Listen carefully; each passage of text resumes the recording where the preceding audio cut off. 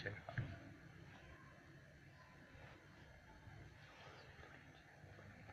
اللہ الرحمن الرحیم۔ آج کی نشست میں آپ حضرات جو دور سے تشریف لائے ہیں، افسوس ہے کہ شاید جن علمی باتوں کی کشش میں وہ آئے ہیں وہ نہ ہو سکیں۔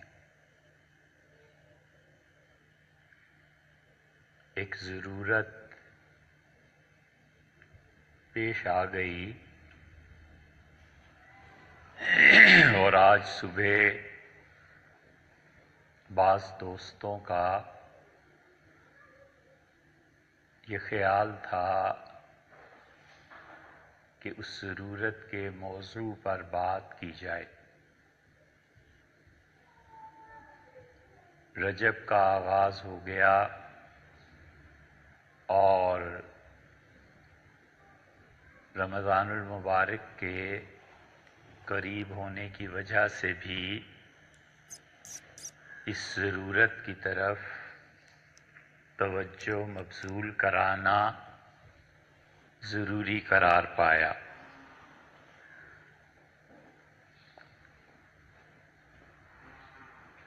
مختلف اسباب اور وجوہ کی بنا پہ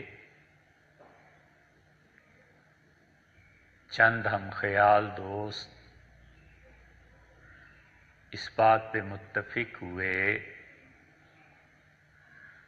کہ ہم لوگوں کو ایک نظام تعلیم متعارف کرانا چاہیے۔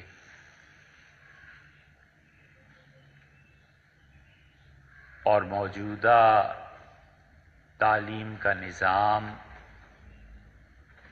وہ ہماری ضروریات کو پورا نہیں کرتا۔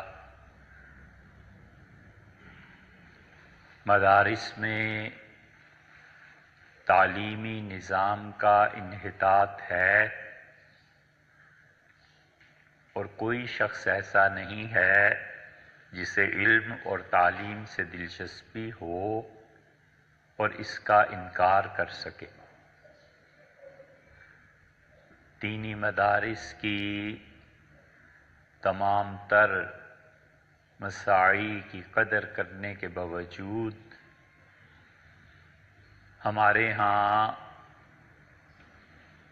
کوئی 35 برس ہوتے ہیں کہ ہندوستان سے آیا ہوا سرمایہ یکے بعد دیگرے اس دنیا سے اٹھتا چلا گیا۔ وہ اہل علم جو دیوبند میں پڑھے تھے، وہ علماء جو مولانا احمد رضا خان صاحب کے حلقہ تدریس سے تعلق رکھتے تھے، وہ جو اہل تشیع کے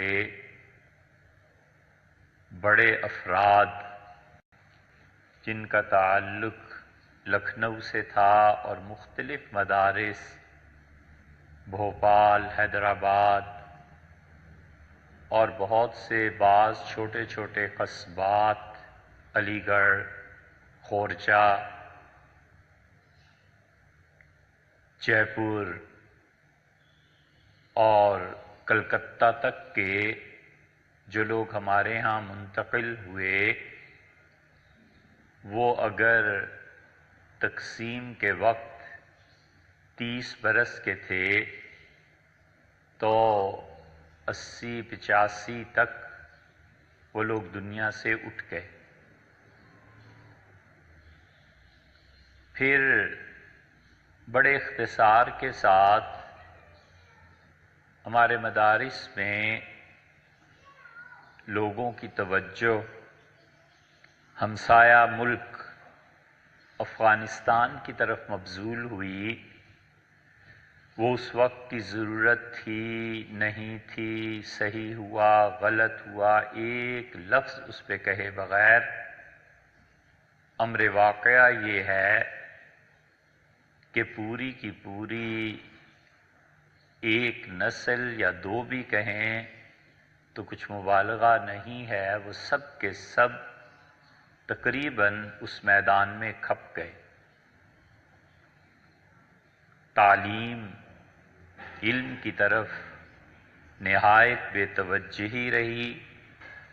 اس لیے آپ کو اگر امتحان کرنا ہو تو پچھلے 35 برس میں کتنے علماء پیدا ہوئے، اور 37 سال ہوتے ہیں، کتنے ایسے لوگ جو فنگر ٹپس پہ جنہیں گننا کہتے ہیں، گنے جا سکتے ہیں کہ انہوں نے اپنے علم اور اپنی تعلیم سے رہنمائی کی ہو۔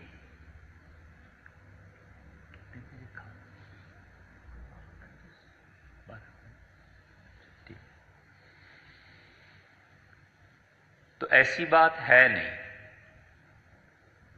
چند ایک ہیں، اور تدریس، کتابوں کا پڑھانا، اس میں پھر بھی الحمدللہ کچھ نہ کچھ مل جاتے ہیں، لیکن رہنمائی اور قیادت افسوس کے ساتھ کہنا پڑتا ہے کہ ان لوگوں کے ہاتھ میں گئی جو شاید مہینے میں ایک کتاب بھی نہ پڑھتے، اور اس بات پر زور دیا گیا کہ نصاب کو مختصر سے مختصر کیا جائے۔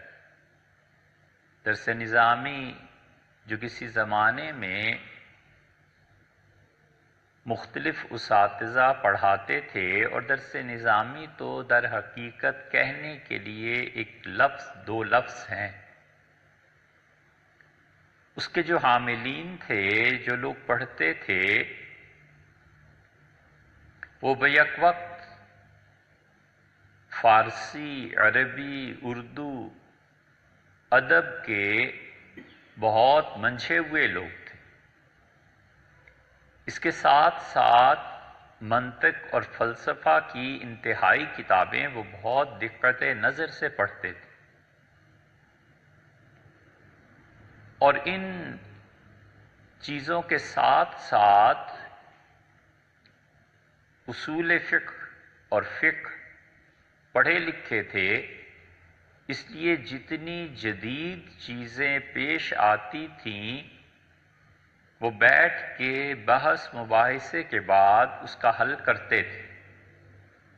علم حیض پڑھے ہوئے تھے، توقیت پڑھے ہوئے تھے کہ وقت کا حساب کیسے ہوتا ہے، اور اس کا نتیجہ یہ نکلا کہ غالباً خوارزم کے فقہا نے پہلی مرتبہ یہ فتویٰ دیا کہ زوال کے وقت میں سجدہ جائز نہیں، اور خوارزم کے علماء اتنے پڑھے لکھے تھے، اتنے پڑھے لکھے تھے کہ آپ ان کی تحقیقات پڑھیں جو میتھمیٹکس میں انہوں نے لکھی ہیں، جیومیٹری میں لکھی ہیں، جو اصول قائم کیے ہیں، تو آدمی دنگ ہوتا ہے، دنگ رہ جاتا ہے کہ یہ سارا علم کیا تھا۔ ان مشرقی علوم کا اثر پوری دنیا پر پڑا، اور ان مشرقی علوم کے پیچھے اس وقت دنیا کی 3 بہت بڑی سلطنتیں تھیں جو اپنا کام انجام دے رہی تھیں۔ دنیا میں بہت بڑی سلطنت آٹومان امپائر، امارت عثمانیہ تھی، اور یہ امارت عثمانیہ میں جو علماء پڑھتے تھے وہ 28 سال 23 سال پڑھنے کے بعد مولوی بنتے تھے۔ 4 برس کا بچہ داخل ہوا اور 30 سال کی عمر میں جا کر وہ فارغ ہوا۔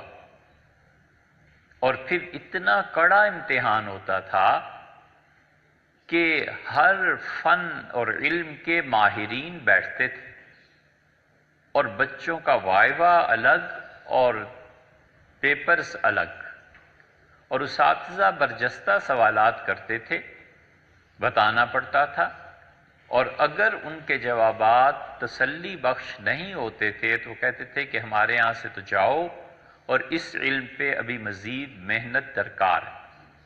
اسی کے نتیجے میں کہیں جا کر کوئی بڑا آدمی شیخ الاسلام قرار پاتا تھا۔ انہی علوم کے نتیجے میں زاہد الکوثری،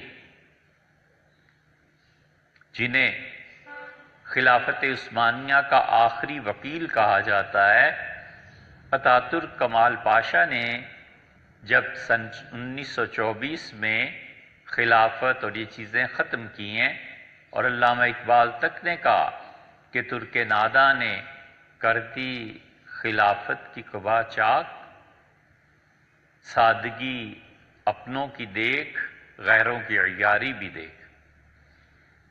اس شعر کو دیکھیے گا، وزن پہ آ نہیں رہا، لیکن ہے علامہ نے یہ کہا۔ تو وہ مصر چلے گئے، اور اس شخص کے علم کا یہ حال تھا کہ ہمارے اساتذہ کہتے تھے کہ جب ہم ان سے مصر میں ملے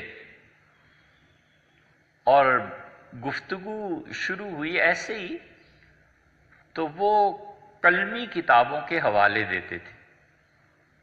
تو کسی نے چھپی ہوئی کتابوں کے حوالے دیے تو ہنسے اور کہنے لگے یہ کیا علم ہے؟ جو کتابیں چھپ گئیں آپ نے پڑھی، جو مخطوطات ہیں ان کو کیوں نہیں پڑھا؟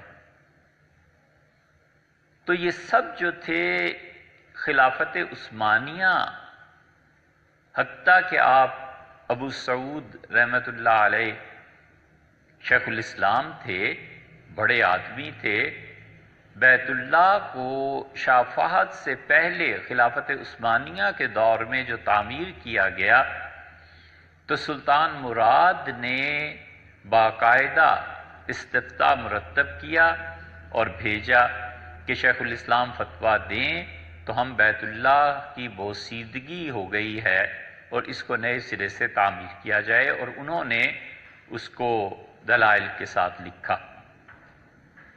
دوسری بڑی سلطنت مراکش کی تھی، اور تیسری بڑی سلطنت مغلز کی تھی۔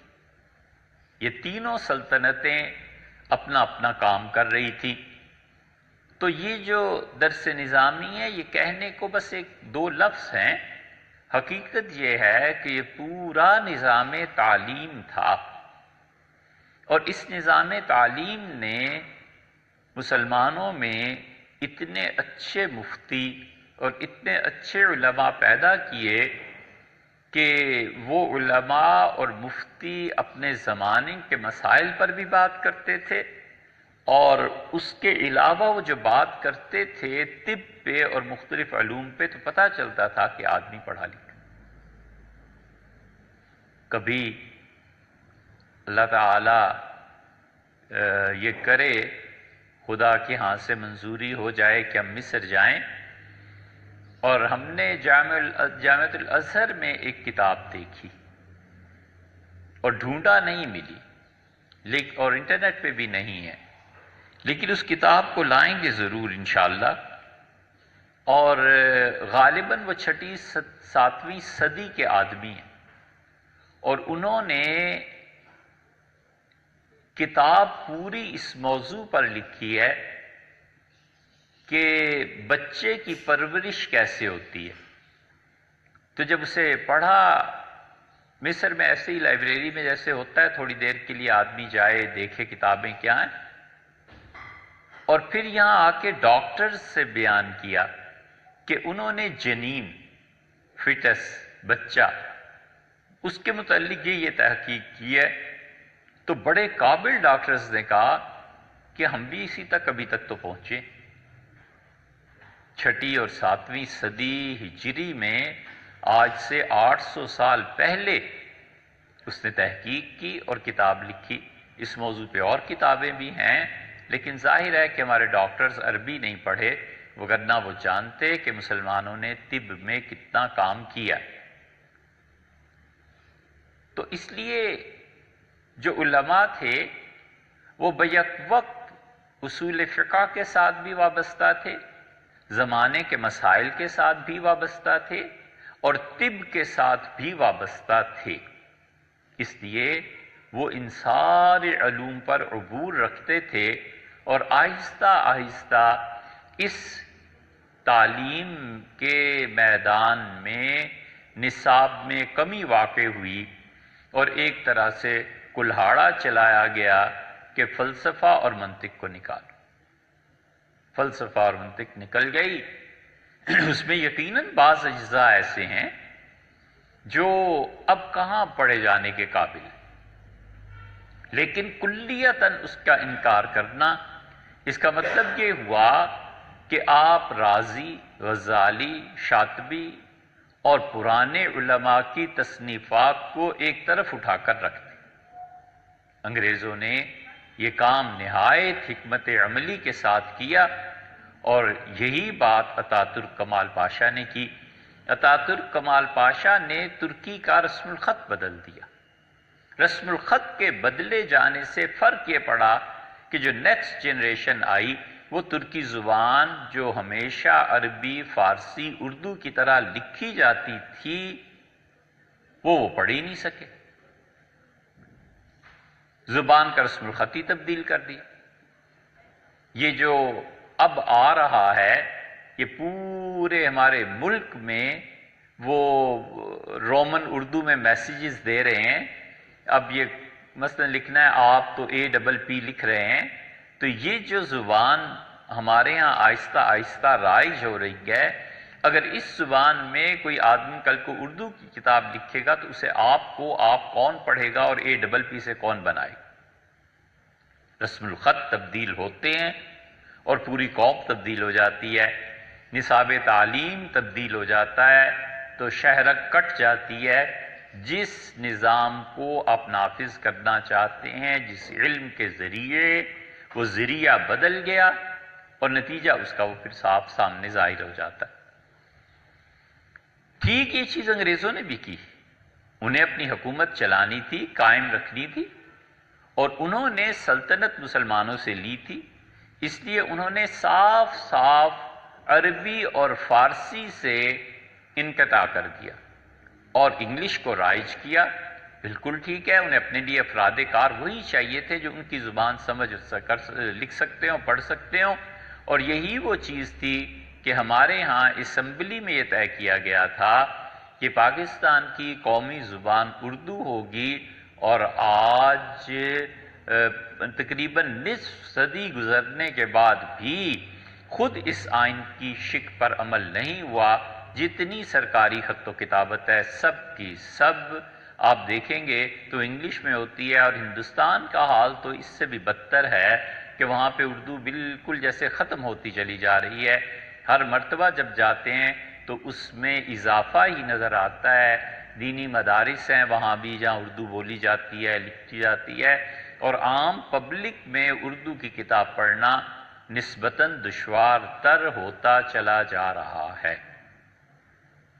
اس لیے جو مشرقی علوم ہیں جن کی اصل بنیاد فارسی، عربی، ترکی، اردو کچھ عرصے سے، یہ سب کے سب آہستہ آہستہ ختم ہوتے جا رہے ہیں، اور اس سے بھی بدتر صورتحال یہ ہے کہ اب ہمارے بچے صرف ڈگری چاہتے ہیں، کاغذ کا وہ پرزہ جسے دکھا کر وہ نوکری حاصل کر سکیں، اور کاغذ کا وہ پرزہ جو شہادت دے کہ اس نے اس چیز کو پڑھا ہے، اور وہ بھی اس سے بھی بدترین سمجھیں کہ پیسے دے کے بھی لیا جا سکتا ہے وہ ٹکڑا اور پرزہ۔ وہ کون سی ایسی بات ہے؟ حتیٰ کہ ثابت ہو جائے کہ اس پرزے کے ذریعے وہ قومی اسمبلی میں پہنچ گیا ہے تو عوام کہتے ہیں کیا ہوا جو جعلی پرزہ تھا، جعلی وہ ایک ڈگری تھی، ہم دوبارہ اس کو لے آئیں۔ یہ ہمارے انحطاط کی بدترین مثالیں ہیں جنہیں آئندہ زمانوں میں لوگ پڑھیں گے اور ہنسیں گے اس لیے ہماری ساری قیادت علم سے محروم ہے، ہماری ساری قیادت جاہل ہے۔ وہ کوئی بھی قیادت کسی بھی میدان کی لے لیں، انہیں تعلیم کی ہوا تک نہیں لگی۔ ان کے منسٹرز بھی جاہل ہیں، ان کے سینٹ کے ممبرز بھی جاہل ہیں، اور ان کی اسمبلی کے ممبر بھی جاہل ہیں۔ صدر مملکت پاکستان کے ممنون صاحب پڑھ رہے ہیں کرو بیاں۔ ہم تو حیران رہ گئے سن کے کہ یا اللہ صدر مملکت کو نہیں پتا کہ کروبیاں لفظ ہے، کرو بیاں کوئی لفظ نہیں ہے، اور پھر کتنی اردو کی غلطیاں ہیں۔ یہ سب کے سب فارغ اس اعتبار سے ہیں کہ نہ یہ پڑھتے ہیں نہ لکھتے ہیں، نہیں سمجھ میں آتی کہ ان کی عقل کی رہنمائی علم کے علاوہ کیا چیز کرتی۔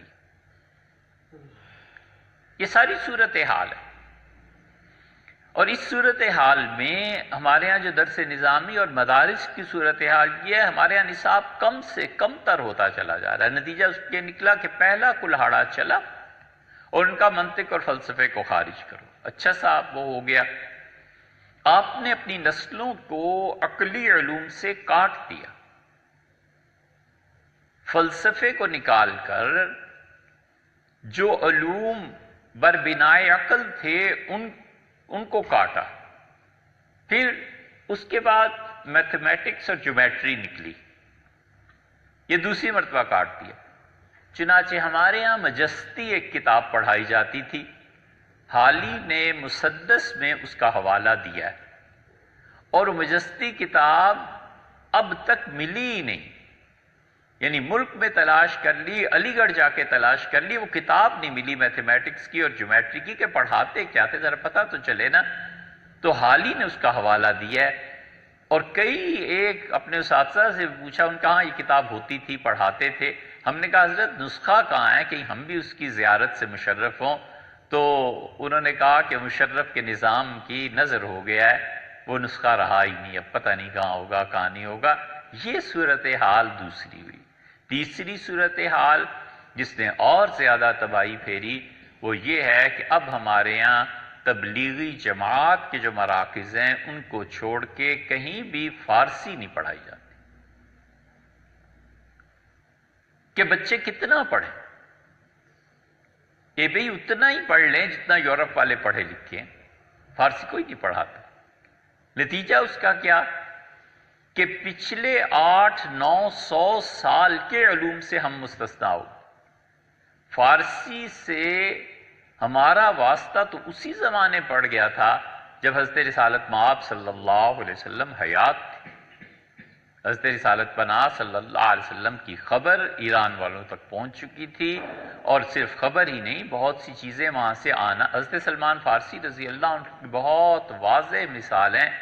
آپ کے ملک کے ایک بہت بڑے صاحب تھے اور مقتدرہ قومی زبان ہے ہمارے ہاں، یہ سب سینے کے داغ ہیں جنہیں بتانے کو جی نہ بھی چاہے تو بھی بتانا پڑتا ہے۔ اتنے بڑے عہدے کے آدمی،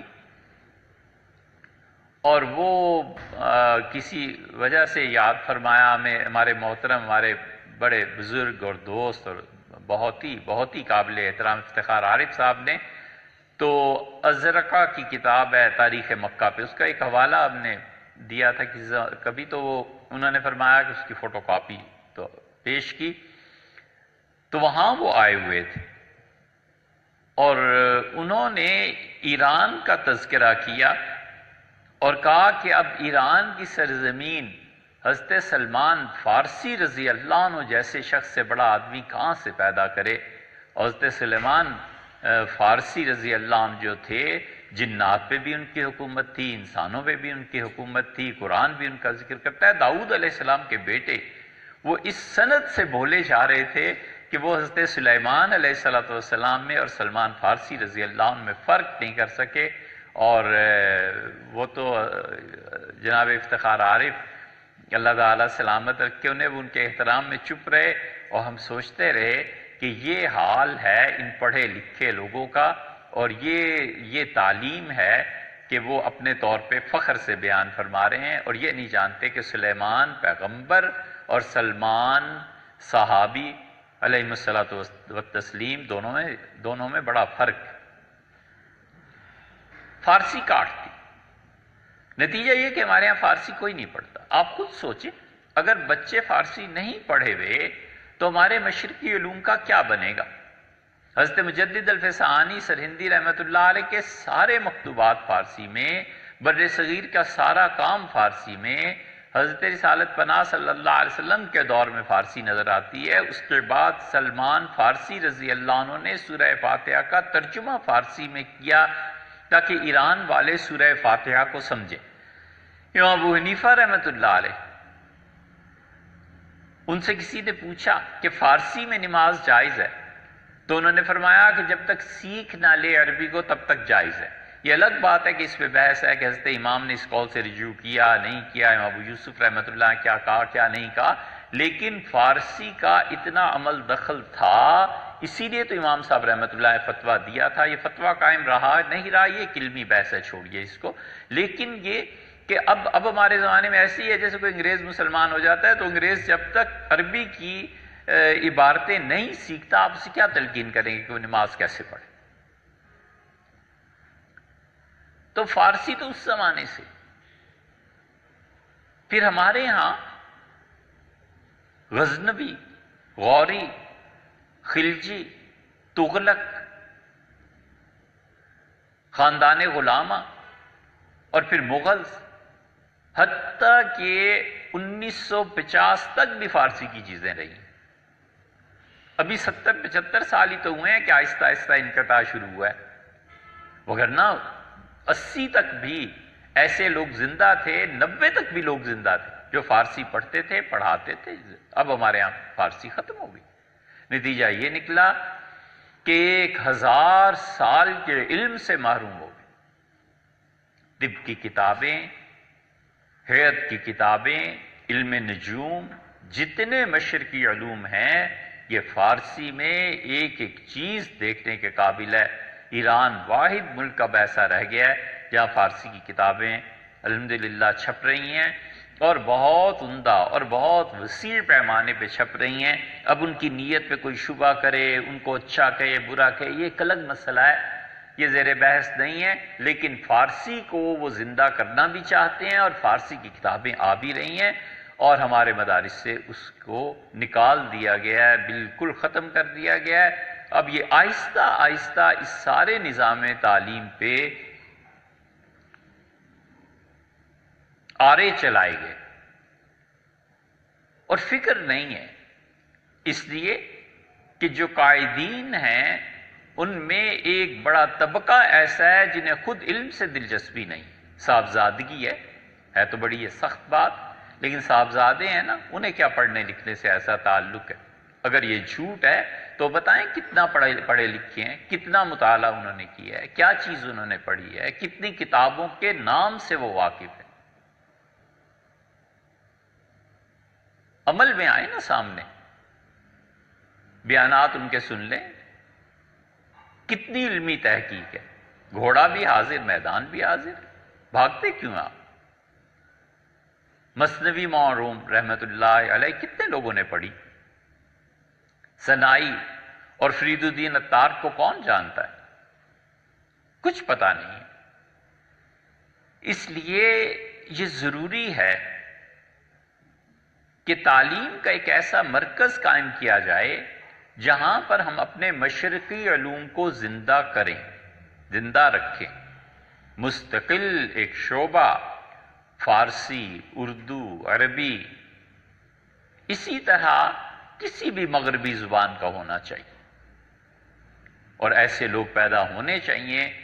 ہمارے ہاں جو ترکی زبان بھی جانتے ہوں، ترکی میں شاندار تحقیقات ہیں، لیکن افسوس کہ ہم اسے پڑھ نہیں سکے۔ دیکھتے ہیں کئی مرتبہ ان کتابوں کو حسرت ہوتی ہے، لیکن کیا کریں۔ اور مغربی زبانوں میں اس وقت تک جتنا فرانسیسی میں کام ہوا ہے، اب مسلمان علماء رہے نہیں جو فرینچ جانتے ہوں، فرانسیسی کو پڑھے ہوئے ہوں۔ وجہ اس کی انگریزی سے زیادہ کام ہمارا خیال تو یہ ہے کہ فرانسیسی میں ہوا ہے۔ وجہ اس کی یہ ہے کہ فرانس کا تسلط عربوں پہ رہا، مصر ان کے زیر حکمران رہا، زیر نگرانی رہا، اسی طرح لبنان، شام وغیرہ وغیرہ، ان سب علاقوں پہ فرانسیسیوں کا قبضہ تھا، اور اس وقت کے علماء جو فرانسیسی زبان پڑھے ہوئے تھے انہوں نے انہی چیزوں کو لکھا۔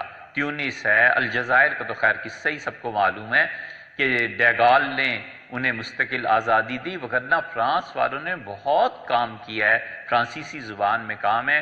اور اس وقت امت میں کتنے علماء ہیں جن کا علم مستند، پختہ، ٹھوس اور مطالعے میں گہرائی ہے اور وہ فرانسیسی زبان جانتے ہیں۔ اس لیے یہ ضروری ہے کہ ہم اپنے علوم کو بچانے کے لیے ایک ایسے ادارے کا قیام وجود میں لائیں جہاں پر مغربی زبانوں میں سے کوئی زبان پڑھائی جائے، عربی، فارسی، اردو، ان ساری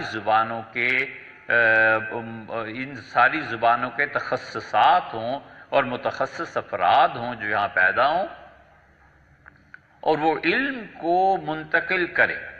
آخری مرتبہ یہ کوشش اللہ تعالی قبروں کو ٹھنڈا کرے ان کی جنہوں نے کی تھی، وہ حیدرآباد دکن کی عثمانیہ یونیورسٹی تھی۔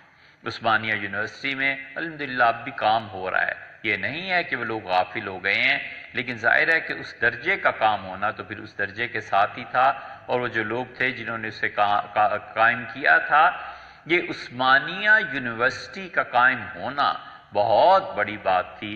اور اگر عثمانیہ یونیورسٹی قائم رہتی اور پولیس ایکشن یہ نہرو کا نہ ہوتا تو لوگ سمرقند اور بخارا کو بھول جاتے۔ عثمانیہ کا اتنا نام ہوتا اور اتنا بڑا یہ کام تھا جو ان لوگوں نے کیا تھا۔ یہ سب لوگ جس کو اب مدینہ یونیورسٹی اور اس کا قیام، یہ دراصل تخیل تھا مدینہ یونیورسٹی شبلی کا اور محمد علی جوہر کا، اور ان کی خط و کتابت تھی۔ شبلی یہ چاہتے تھے، شبلی کا انتقال 1914 میں ہوا، شبلی یہ چاہتے تھے کہ ایک ایسی یونیورسٹی قائم کی جائے، اور شبلی بیچارے فقیر آدمی، پیسہ کہاں تھا؟ مسلمانوں کو تو پیسہ شادیوں ہی کے پہ خرچ کرنے سے فرصت اب بھی نہیں ہے۔ اب تک یہ حال ہے کہ حیران ہوتے ہیں ہم کہ 10 قسم کے گوشت پکے اور 12 قسم کے میٹھے پکے۔ واللہ عالم یہ کیا زوال ہے، کیا چیز ہے، کیسی جہالت ہے کہ اب تک یہی نظام ان کے پیسے یا شادیوں کے لیے اور یا پھر مقدمات کے لیے، اب تو خیر مقدمے بھی کیا، اب تو رشوت کے لیے استعمال ہو جاتا ہے پیسہ، مقدمہ بھی کیا کرنا ہے۔ پہلے وکیل کرتے تھے، اب جج کر لیتے ہیں، عدالتیں خرید لیتے ہیں، اور اس پہ بحث کرنے کی بھی زیادہ بات نہیں، اب جانتے ہی ہیں کیا ہو۔ اس لیے شبلی نے یہ تصور پیش کیا تھا، اور شبلی نے مکتوبات میں علامہ اقبال کے خطوط پڑھیں، یہ سب لوگ یہ کہتے تھے ایسی یونیورسٹی، ایسا ادارہ قائم ہونا چاہیے۔ اور آخر شاہ سعود سے بات ہوئی، اور پھر جا کر مدینہ منورہ میں انہوں نے یونیورسٹی قائم کی۔ ان کا خیال یہ تھا کہ مکہ مکرمہ میں یونیورسٹی قائم کی جائے۔ علامہ اقبال نے اسی لیے ایک جگہ کہا ہے کہ ان کے زمانے میں جینیوا میں مذاکرات ہوتے تھے نا، جینیوا کا بڑا اثر تھا، جینیوا مذاکرات اور اس کے پیکٹس اور اس کے معاہدات بڑا اثر تھا دنیا میں۔ علامہ نے کہا جس دن جینیوا کی بجائے مکہ مرکز بن گیا نا، اس دن امت کی تقدیر بدل جائے گی۔ ان کا شعر بھی ہے اس پہ۔ تو انہوں نے یہ تصورات پیش کیے، بالکل پیسہ نہیں تھا، مسلمان کہاں اس کی طرف توجہ کرتے، پھر انہوں نے عثمانیہ کی طرف رجوع کیا۔ سلطنت عثمانیہ اس کام کے لیے تیار ہو گئی کہ وہ حرمین شریفین میں ایسی یونیورسٹی تعمیر اس حکم کی کریں گے، تعمیر کریں گے، مگر عثمانیوں کا قصہ پاری نہ ہوا، اور پھر جا کر سعودیز جو تھے انہوں نے اس کام کو کیا اور یونیورسٹی بنائی۔ ایک اور آئیڈیا انہوں نے دیا تھا، انہوں نے کہا تھا کہ حج کے موقع پہ مسلمان جو جمع ہوتے ہیں تو انٹرنیشنل لیول کے جو لیڈرز ہیں ان کی کانفرنسز وہاں ہونی چاہیے، تاکہ ہر سال ہم اپنے اہداف مقرر کریں اور ان کو ہم کسی طرح پورا کرنے کی کوشش کریں۔ عالم اسلام کے رہنما سارے کے سارے مل بیٹھیں اور یہ چیزیں ہوں۔ اس وقت اس تجویز کی کسی نے مخالفت بھی کی، اور اس نے کہا کہ آپ اگر یہ کریں گے نا تو اس کا مطلب یہ ہے کہ آپ حج روک دیں گے۔ وہ بھی بڑے آدمی تھے، آپ پڑھیں گے تو آپ کو ان کا نام پتہ چل جائے گا۔ انہوں نے کہا تم ابھی تک تمہارے پاؤں میں اتنی سکت نہیں ہے، ٹانگوں میں اتنی جان نہیں ہے کہ تم سارے مل بیٹھو اور مغربی افراد کی سازشوں سے محفوظ رہ سکو۔ اگر انہیں پتہ چلا، اور جو پتہ چلے گئی کہ تم سب مل کے اب بیٹھنے لگے ہو، یہ کرنے لگے ہو، تو ایسی ایسی خفیہ حرکتیں کریں گے کہ حج مفقود ہو جائے اور حج پہ جانا ہی لیڈرز کا ختم ہو جائے، ایسے حالات پیدا کر دیے جائیں کہ لوگ سفر ہی نہ کر سکیں، تو نہ مل بیٹھو اور نہ ہو۔ اور یہ بات اس وقت خاص طور پہ یاد آتی رہی جب عراق پہ حملہ ہوا اور پورے مسلمان وزرائے خارجہ اور یہ اور وہ سب جمع ہوئے، اور صبح اجلاس شروع ہوا اور ظہر تک سب لڑ بھیڑ کے اٹھ کے چلے گئے، ایک اجلاس نہیں کر سکے ان لوگوں کے متعلق جن پہ یہ صبح شام لانتیں بھیجتے ہیں، اور اپنا کردار ان کا یہ رہا۔ اس لیے یہ ادارہ ایسا جس میں زبانوں پر توجہ دی جائے، ان زبانوں پر جو مشرقی علوم ہیں یہ ختم ہو جائیں گے، یہ مٹ جائیں گے، کوئی پڑھنے والا نہیں رہے گا۔ فرانسیسیوں اور انگریزوں میں یہ فرق ہے، فرانسیسیوں نے تو ڈائریکٹ قتل کر دیا، چھٹی ہوئی، انہوں نے قتل کیے ایسے ایسے علماء جن کی دوسری مثال عالم اسلام میں نہیں تھی۔ لبنان کی تاریخ آپ دیکھیں، لبنان میں ہم نے ان مزاروں پہ جا کے فاتحہ پڑھی جن کے متعلق پتہ تھا کہ یہ آدمی اپنے دور کا نابغہ روزگار تھا، یہ ہیرا آدمی تھا، اس جیسا آدمی اب کہاں۔ اور شام میں جہاں جہاں فرانسیسیوں نے قتل کر دیا، گوروں نے یہ نہیں کیا، گوروں نے یہ کیا کہ زبان بدل دی، وہ قتل نہیں کرتے تھے جب تک کہ ان کے سیاسی نظام میں کوئی دخل نہ دے، انہوں نے کسی کو نہیں چھیڑا، ان کا بس کرتے رہو اپنا کام جو کرنا ہے، لیکن نظام تعلیم کو ہی انہوں نے بدل دیا۔ اور گورے پھر بھی کچھ اچھے ہی تھے، دھمکی دے کے مار دیا کرتے تھے۔ ہماری ایجنسیز جو ہیں یہ ان سے بھی بدتر ہیں کہ بغیر کسی نوٹس کے ہی مار دیتے ہیں، ٹرک کے نیچے آ گیا، گولی مار دی گئی، پتہ ہی نہیں چلا۔ یہ علماء جو شہید ہوئے ہیں اتنے بڑے پیمانے پہ پچھلے 30-40 سال میں، یہ ایجنسیز والے اسی طرح تو کرتے ہیں، مارتے ہیں تاکہ کوئی سچ نہ بولے، مارتے ہیں تاکہ کوئی آدمی رہے ہی نہ، اور جو چاہیں سو کریں، اور سب جانتے ہیں کہ کیا ہو رہا ہے، اس پہ بھی بات نہیں کرنے کا وقت نہیں ہے۔ تو اس لیے یہ جو علوم ہیں مشرق کے، یہ مردہ ہوتے چلے جا رہے ہیں۔ نتیجہ اس کا یہ نکلا ہے کہ حکیم سعید مرحوم نے کوشش یہ کی تھی کہ وہ ایک طبیہ کالج قائم کریں، اور ان کی وفات کے بعد وہ منصوبہ اب تک کھٹائی میں پڑا ہوا ہے، آہستہ آہستہ کام ہو رہا ہے اگرچہ، لیکن بہت سلو ہو رہا ہے، اور اب ان جیسے آدمی بھی کم۔ اس لیے ایسے اداروں کی ضرورت ہے۔ فقہ اور اصول فقہ پڑھائے جائیں۔ فقہا نے کن بنیادوں پر استنباط کیا تھا، فقہا نے کن بنیادوں پر شریعت کی تعبیر کی تھی، اور سچ تو یہ ہے کہ عقیدے سے ہٹ کے پوری فقہ ہماری قابل تدوین ہے، پوری فقہ قابل تدوین ہے۔ نئے سرے سے جائزہ لینے کی ضرورت ہے کہ ہم کس دور میں جا رہے ہیں اور یہاں پر کس کے کیا حقوق متعین ہونے ہیں۔ محنت بدل گئی، اجرت کی ویلیوز بدل گئیں، عورت کا کردار بدل گیا، معاشرے میں پردہ اور یہ چیزیں ان کی اقدار بدل گئیں، اور طلاق اور نکاح کے مسائل یہ سب چیزیں بدل گئیں۔ یہ 3 طلاق کا مسئلہ اتنا بڑا مسئلہ ہے، اتنا بڑا مسئلہ پیش آ گیا ہے کہ اب اس کا کیا حل کریں اور کس کے قول پہ فتویٰ دیں۔ ہر روز کوئی نہ کوئی 3 طلاق کا پوچھتا ہے، اور ہم دوسروں کے حوالے کرتے ہیں کہ بھائی اس کو حل کرو، ہم نہیں کرتے۔ حتیٰ کہ کراچی سے بعض مفتی حضرات نے کہا کہ اس کا کیا کریں، کس طرح، کہاں پہ لے جائیں اس بات کو، اور بچوں کی زندگیاں برباد ہو رہی ہیں۔ یہ پوری حد، اور شہادت، اسلام نے شہادت کا کیا تصور پیش کیا ہے؟ ہمارے زمانے میں شہادت کیسے آئے گی؟ شہادت کا معیار کیا ہے؟ امامت کا معیار کیا ہے؟ خود سیاسی نظام اسلام کا کیا ہے؟ کہیں بھی اگر کہیں بھی مسلمانوں کو حکومت کرنے کا موقع ملتا ہے تو اسلام نے کس سیاسی نظام کو متعارف کرایا ہے؟ ہمارے ہاں عبادات تک بات رہ گئی، اور عبادات میں بھی بس نماز، روزہ، زکوٰۃ اور حج رہ گئے ہیں، باقی چھٹی ہوئی بھی ہے کہ معاملات کس طرح کرنے ہیں، کن کن چیزوں میں سود کا اطلاق ہوتا ہے اور کن پہ نہیں ہوتا۔ یہ سب چیزیں ایسی ہیں جو نئے سرے سے دیکھنے کے قابل ہیں، ہونی چاہیے، مگر علماء ایسے نہیں ہیں۔ آپ اس کی ایک مثال اگر دیکھنا چاہیں تو متعدد، مثلاً ایک کہ حنفی فقہا اس بات کے قائل ہی نہیں ہے کہ کوئی آدمی مکہ مکرمہ میں بغیر احرام کے داخل ہو سکے. وہ کہتے ہیں احرام کا ہونا شرط. سینکڑوں نہیں ہزاروں حنفی جاتے ہیں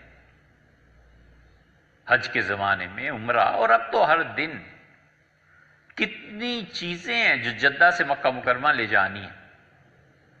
روز کی ٹریولنگ ہے. آپ اس فتوے کو کیا کریں گے؟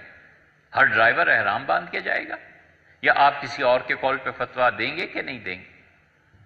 مجاہد الاسلام قاسمی، اللہ تعالیٰ ٹھنڈا رکھے ان کی قبر کو، وہ آدمی تھا، انہوں نے بڑا کام کیا ہندوستان میں، بڑا کام کیا. ہمارے ہاں تو افسوس ہے یہ بھی نہیں ہو سکا. یہ چیزیں اسی طرح قرآن پاک کی تفسیر، کون سی تفسیر دینی ہے؟ نئی نسلیں، مسائل بدل گئے، چیزیں بدل گئیں، زبان بدل گئی. جس کو تھوڑا سا دین کا شعور بھی آتا ہے، اللہ جانے کیا مصیبت ہے کہ وہ تفسیر سے کم بات ہی نہیں کرتا کہ قرآن کریم کی تفسیر پڑھنی. یار اور بڑی چیزیں ہیں پڑھنے کو، پہلے بھی وہ پڑھو. نہیں، قرآن آپ لائیں تفسیر جو اس زمانے کی سطح کے مطابق لکھی گئی، جو فرقہ واریت سے ہٹ کے مثبت انداز میں لکھی گئی ہے، جس میں لوگوں پر مثبت تنقید کی گئی ہے. بہت بڑی ضرورت ہے، بہت بڑی ضرورت ہے، اور نہیں پوری ہوتی. کاش کہیں دنیا میں ابو مسلم اصفہانی کی تفسیر مل جاتی. اصفہانی وہ تھا تو معتزلی، مگر 1000 سال میں یہ ایک ہی آدمی شاید پیدا ہوا ہے، اتنا زبردست قرآن کو عقل کے ذریعے سمجھتا ہے. اس کے اقوال نقل کیے ہیں رازی نے، اب تک نہیں مل سکی. پچھلے کوئی 30-35 برس سے تو اس تفسیر کو ڈھونڈ رہے ہیں، نہیں ملتی. ایک وہ نہیں ملتی، اور ایک مسند بقی ابن مخلد رحمۃ اللہ علیہ نہیں ملتی. ہے تو نجی بات، پتہ نہیں کرنی چاہیے یا نہیں، لیکن آخری مرتبہ عرفات میں جب گئے تو ہم نے کہا کہ آپ 2 چیزیں دے دیں، ہماری جان لے لیں. جان آپ کی نظر کرتے ہیں، 2 چیزیں امت کو مل جائیں، ایک تفسیر یہ کہیں سے دے دیں اور ایک مسند بقی ابن مخلد دے دیں. بڑی زبردست چیزیں ہیں، ان کے حوالے پڑھ پڑھ کے حیرت ہوتی ہے. شاید 1000 سال میں یہ ایک ایسا دماغ تھا، اتنی زبردست توجیہات وہ کرتا ہے قرآن کی تفسیر کی، عقل دنگ رہ جاتی. بابر نے جان نظر پیش کی، ہمایوں بچ گیا. ہم نے کہا جان لے لیں، یہ 2 چیزیں کسی طرح دے دیں، اتنی بڑی ضرورت ہے وہ ہمارے دور کی، نہیں ملتی. اور الجزائر، تیونس، یہ علاقے رہ گئے ہیں. شاید کسی کتب خانے میں وہ کہیں پڑی ہوئی ہو تو کہیں مل جائے. اس کا آپ اندازہ اس سے کریں کہ کتنی کتابیں ہیں اسلاف کی جو اب جا کر سامنے آ رہی. حمام رحمۃ اللہ علیہ نے ابو ہریرہ رضی اللہ عنہ کے شاگرد تھے، ان کی ایک حدیث کی کتاب مرتب کر دی تھی.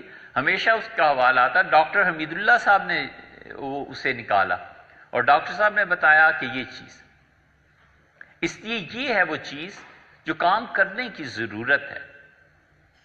اور ہمارے ہاں قرآن پاک کی کوئی تفسیر ایسی نہیں ہے جس کو کہیں پیش کریں اور یہ کہیں کہ یہ پڑھنے کے قابل ہے. اور خاص طور پہ انگریزی زبان میں اس کی اس وقت ضرورت پوری کی تھی. وہاں عبد الماجد دریابادی نے اپنے پیر و مرشد تھانوی نور اللہ مرکزو سے وابستہ ہوئے، وہ انہوں نے لکھی. پھر اردو کی تفسیر انہوں نے لکھی، لیکن کہاں علی گڑھ کی انگلش اور کہاں موجودہ انگلش. ہمارے ہاں غیر مسلموں کو تحفے میں دینے کے لیے تک کے لیے تفسیر نہیں قرآن پاک کی.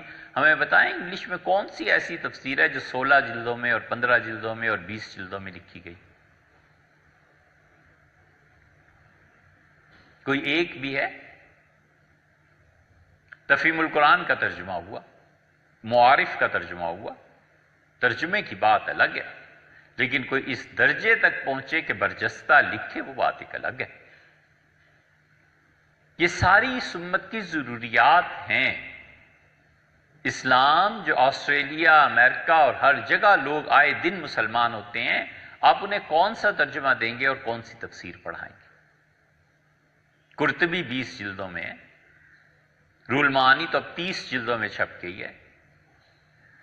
آپ کے ہاں 200 جلدوں کی تفاسیر موجود ہیں۔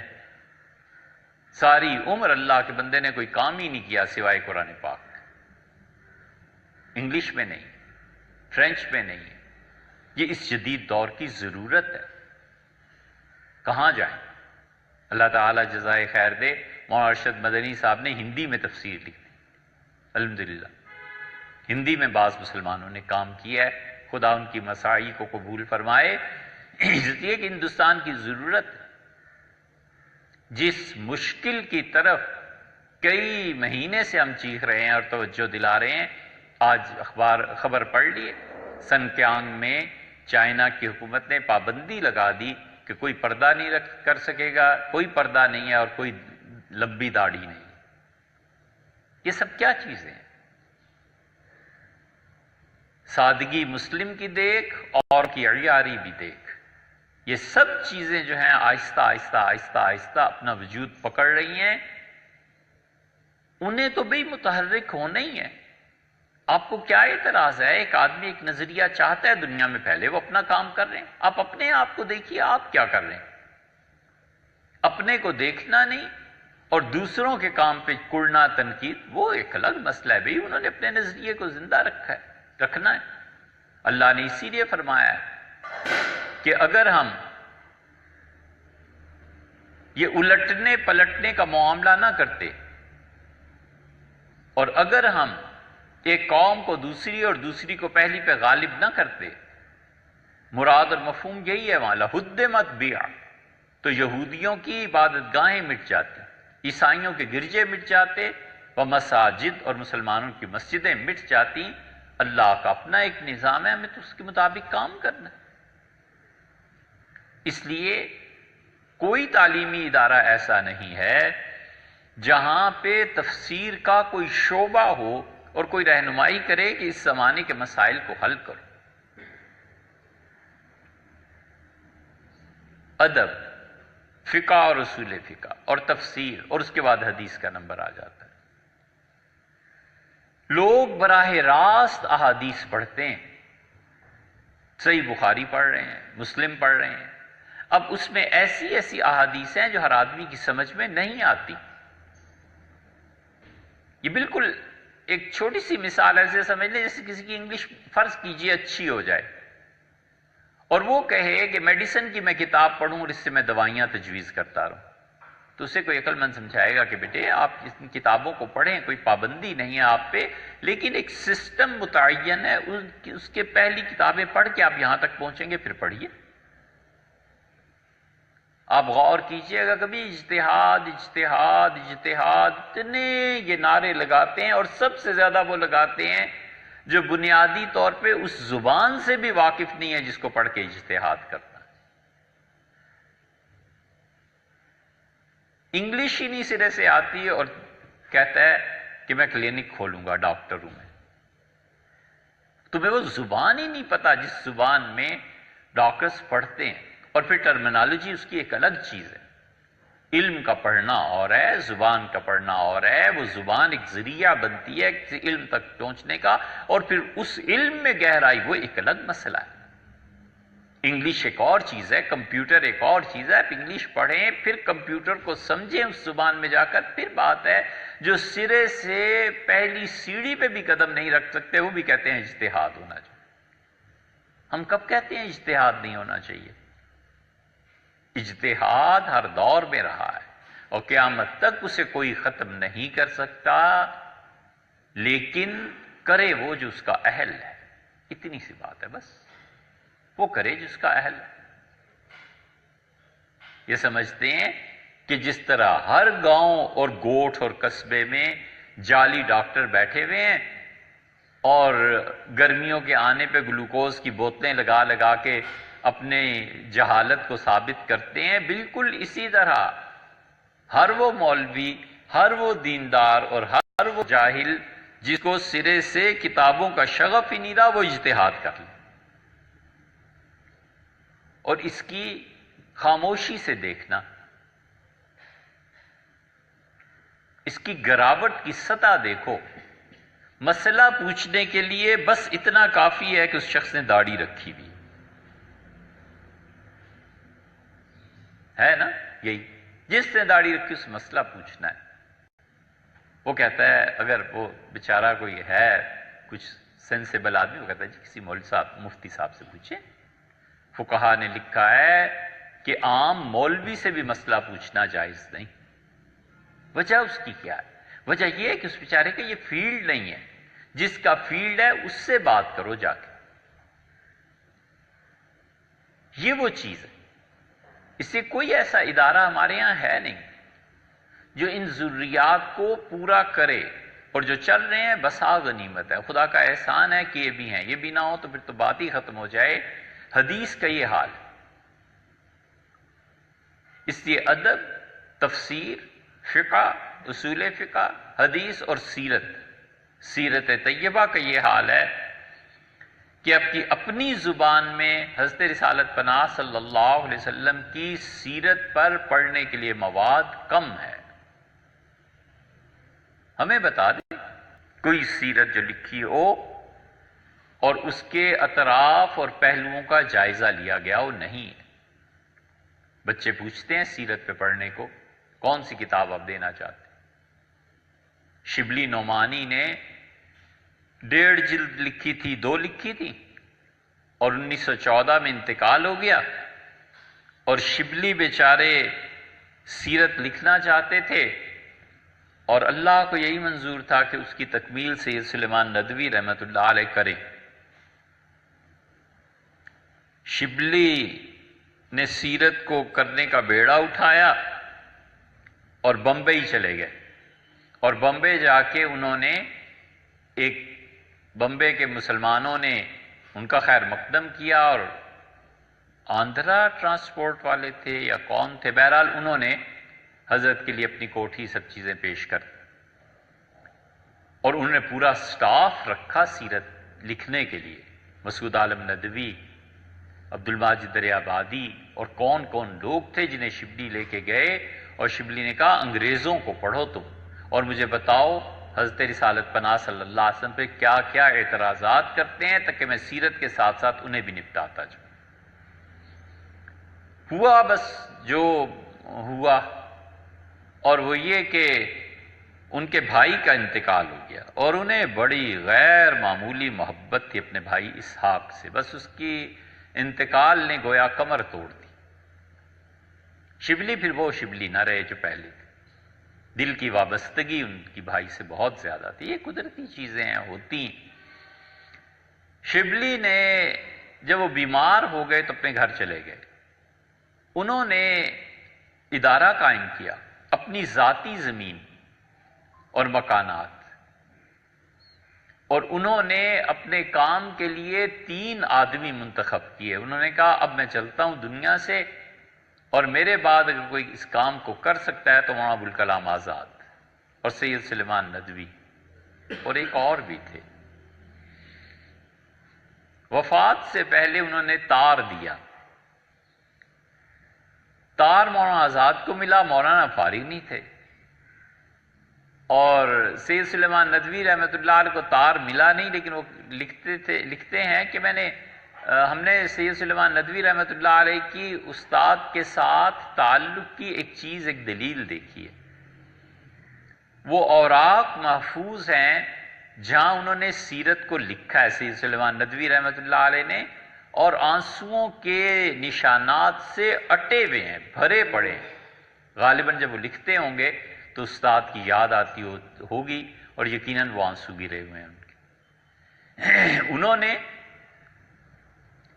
پڑھا رہے تھے، لکھتے ہیں کہ پتہ نہیں کیوں اتنا شدید دل کا تقاضا ہوا کہ جاؤں اور استاد سے ملوں، اور میں کالج سے پڑھا کے پیریڈ باقی ختم کر کے نکلا، اور گھر بھی نہیں گیا، سیدھا اسٹیشن کی طرف چل پڑا، اور اسٹیشن پہ پہنچ کے اور میں چلا گیا۔ مولانا تقی عثمانی صاحب نے بھی ایک جگہ لکھا ہے، یہ آدمی غور سے پڑھے تو یہ چیزیں اسی طرح ہوا کرتی ہیں۔ اس لیے جو لوگ ان چیزوں کا انکار کرتے ہیں وہ نہیں جانتے کہ یہ سب لوگ جھوٹے نہیں تھے۔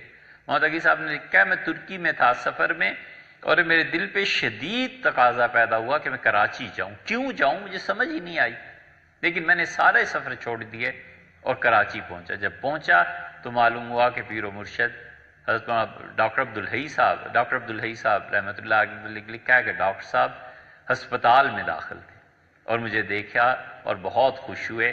کیا پتا تھا کہ حضرت کا جنازہ پڑھانے کے لیے سارے پروگرام کینسل اور میں فوراً کراچی پہنچا۔ یہ ہوتا ہے، اللہ کی تقدیر اس طرح بھی غالب آتی ہے تو بڑی نازک بات، مگر شاید کسی کی رہنمائی ہو۔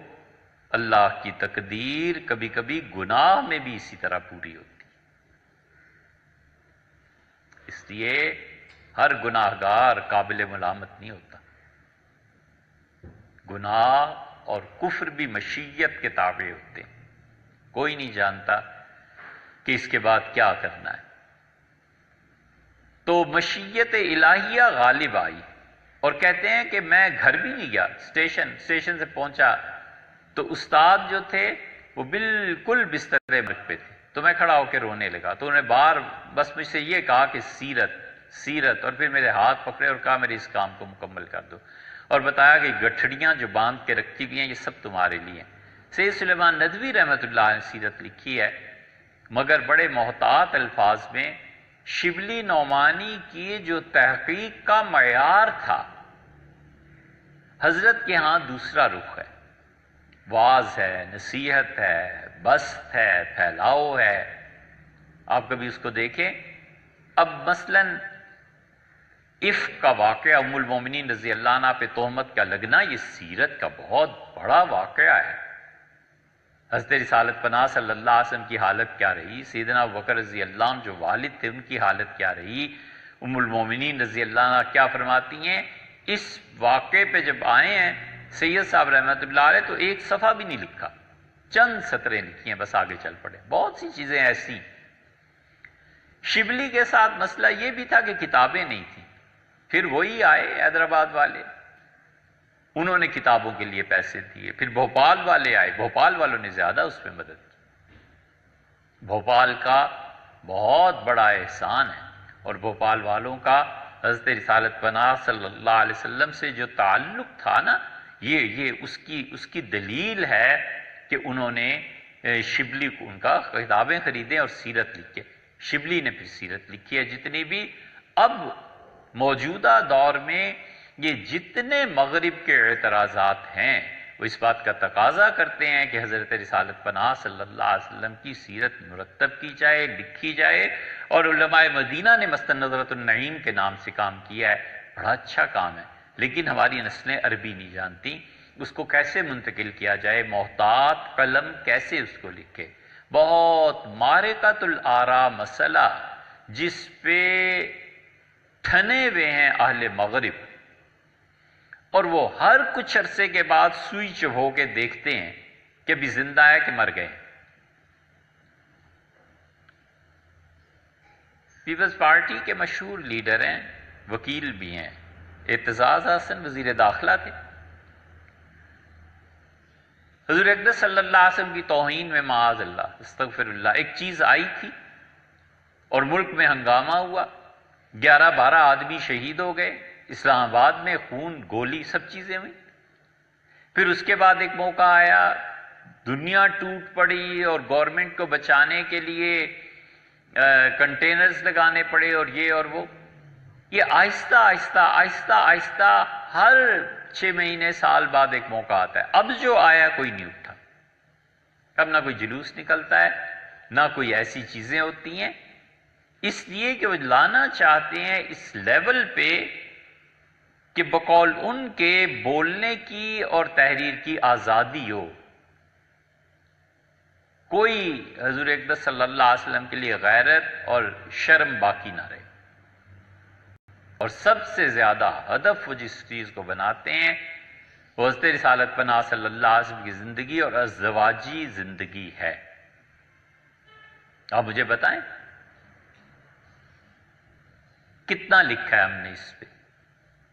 جو انہوں نے کتابیں لکھی ہیں ہمارے ہاں سے کتنے جوابات ہیں. افسوس سے کہنا پڑتا ہے کہ ہم نے اس کی تحقیق کی ایک مرتبہ کہ وہ جو مرتد لندن کا ہے اس نے جو کتاب لکھی اور دنیا میں بڑی مشہور ہوئی، کیا نام ہے؟ سلمان رشدی کی کتاب اسٹینک ورسز.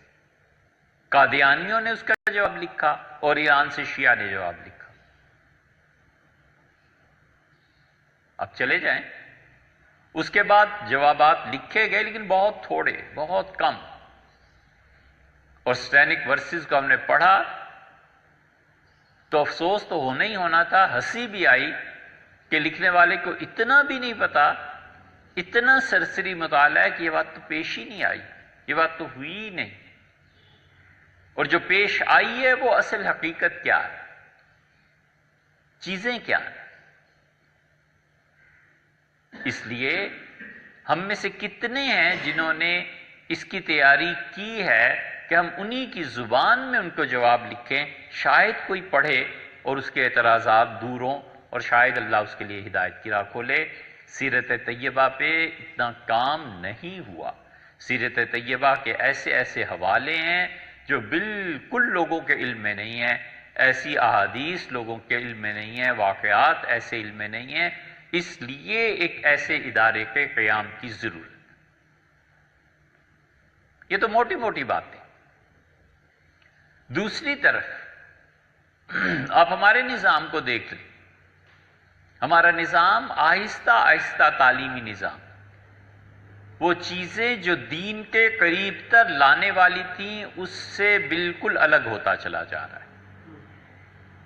نئے نظام تعلیم مرتب ہو رہے ہیں اور اسلامک سٹڈیز کو اسی لیے نکالا جا رہا ہے کہ ان کا خیال ہے کہ مسلمانوں کو دنیا میں تباہی پھیلانے والے بناتی ہے.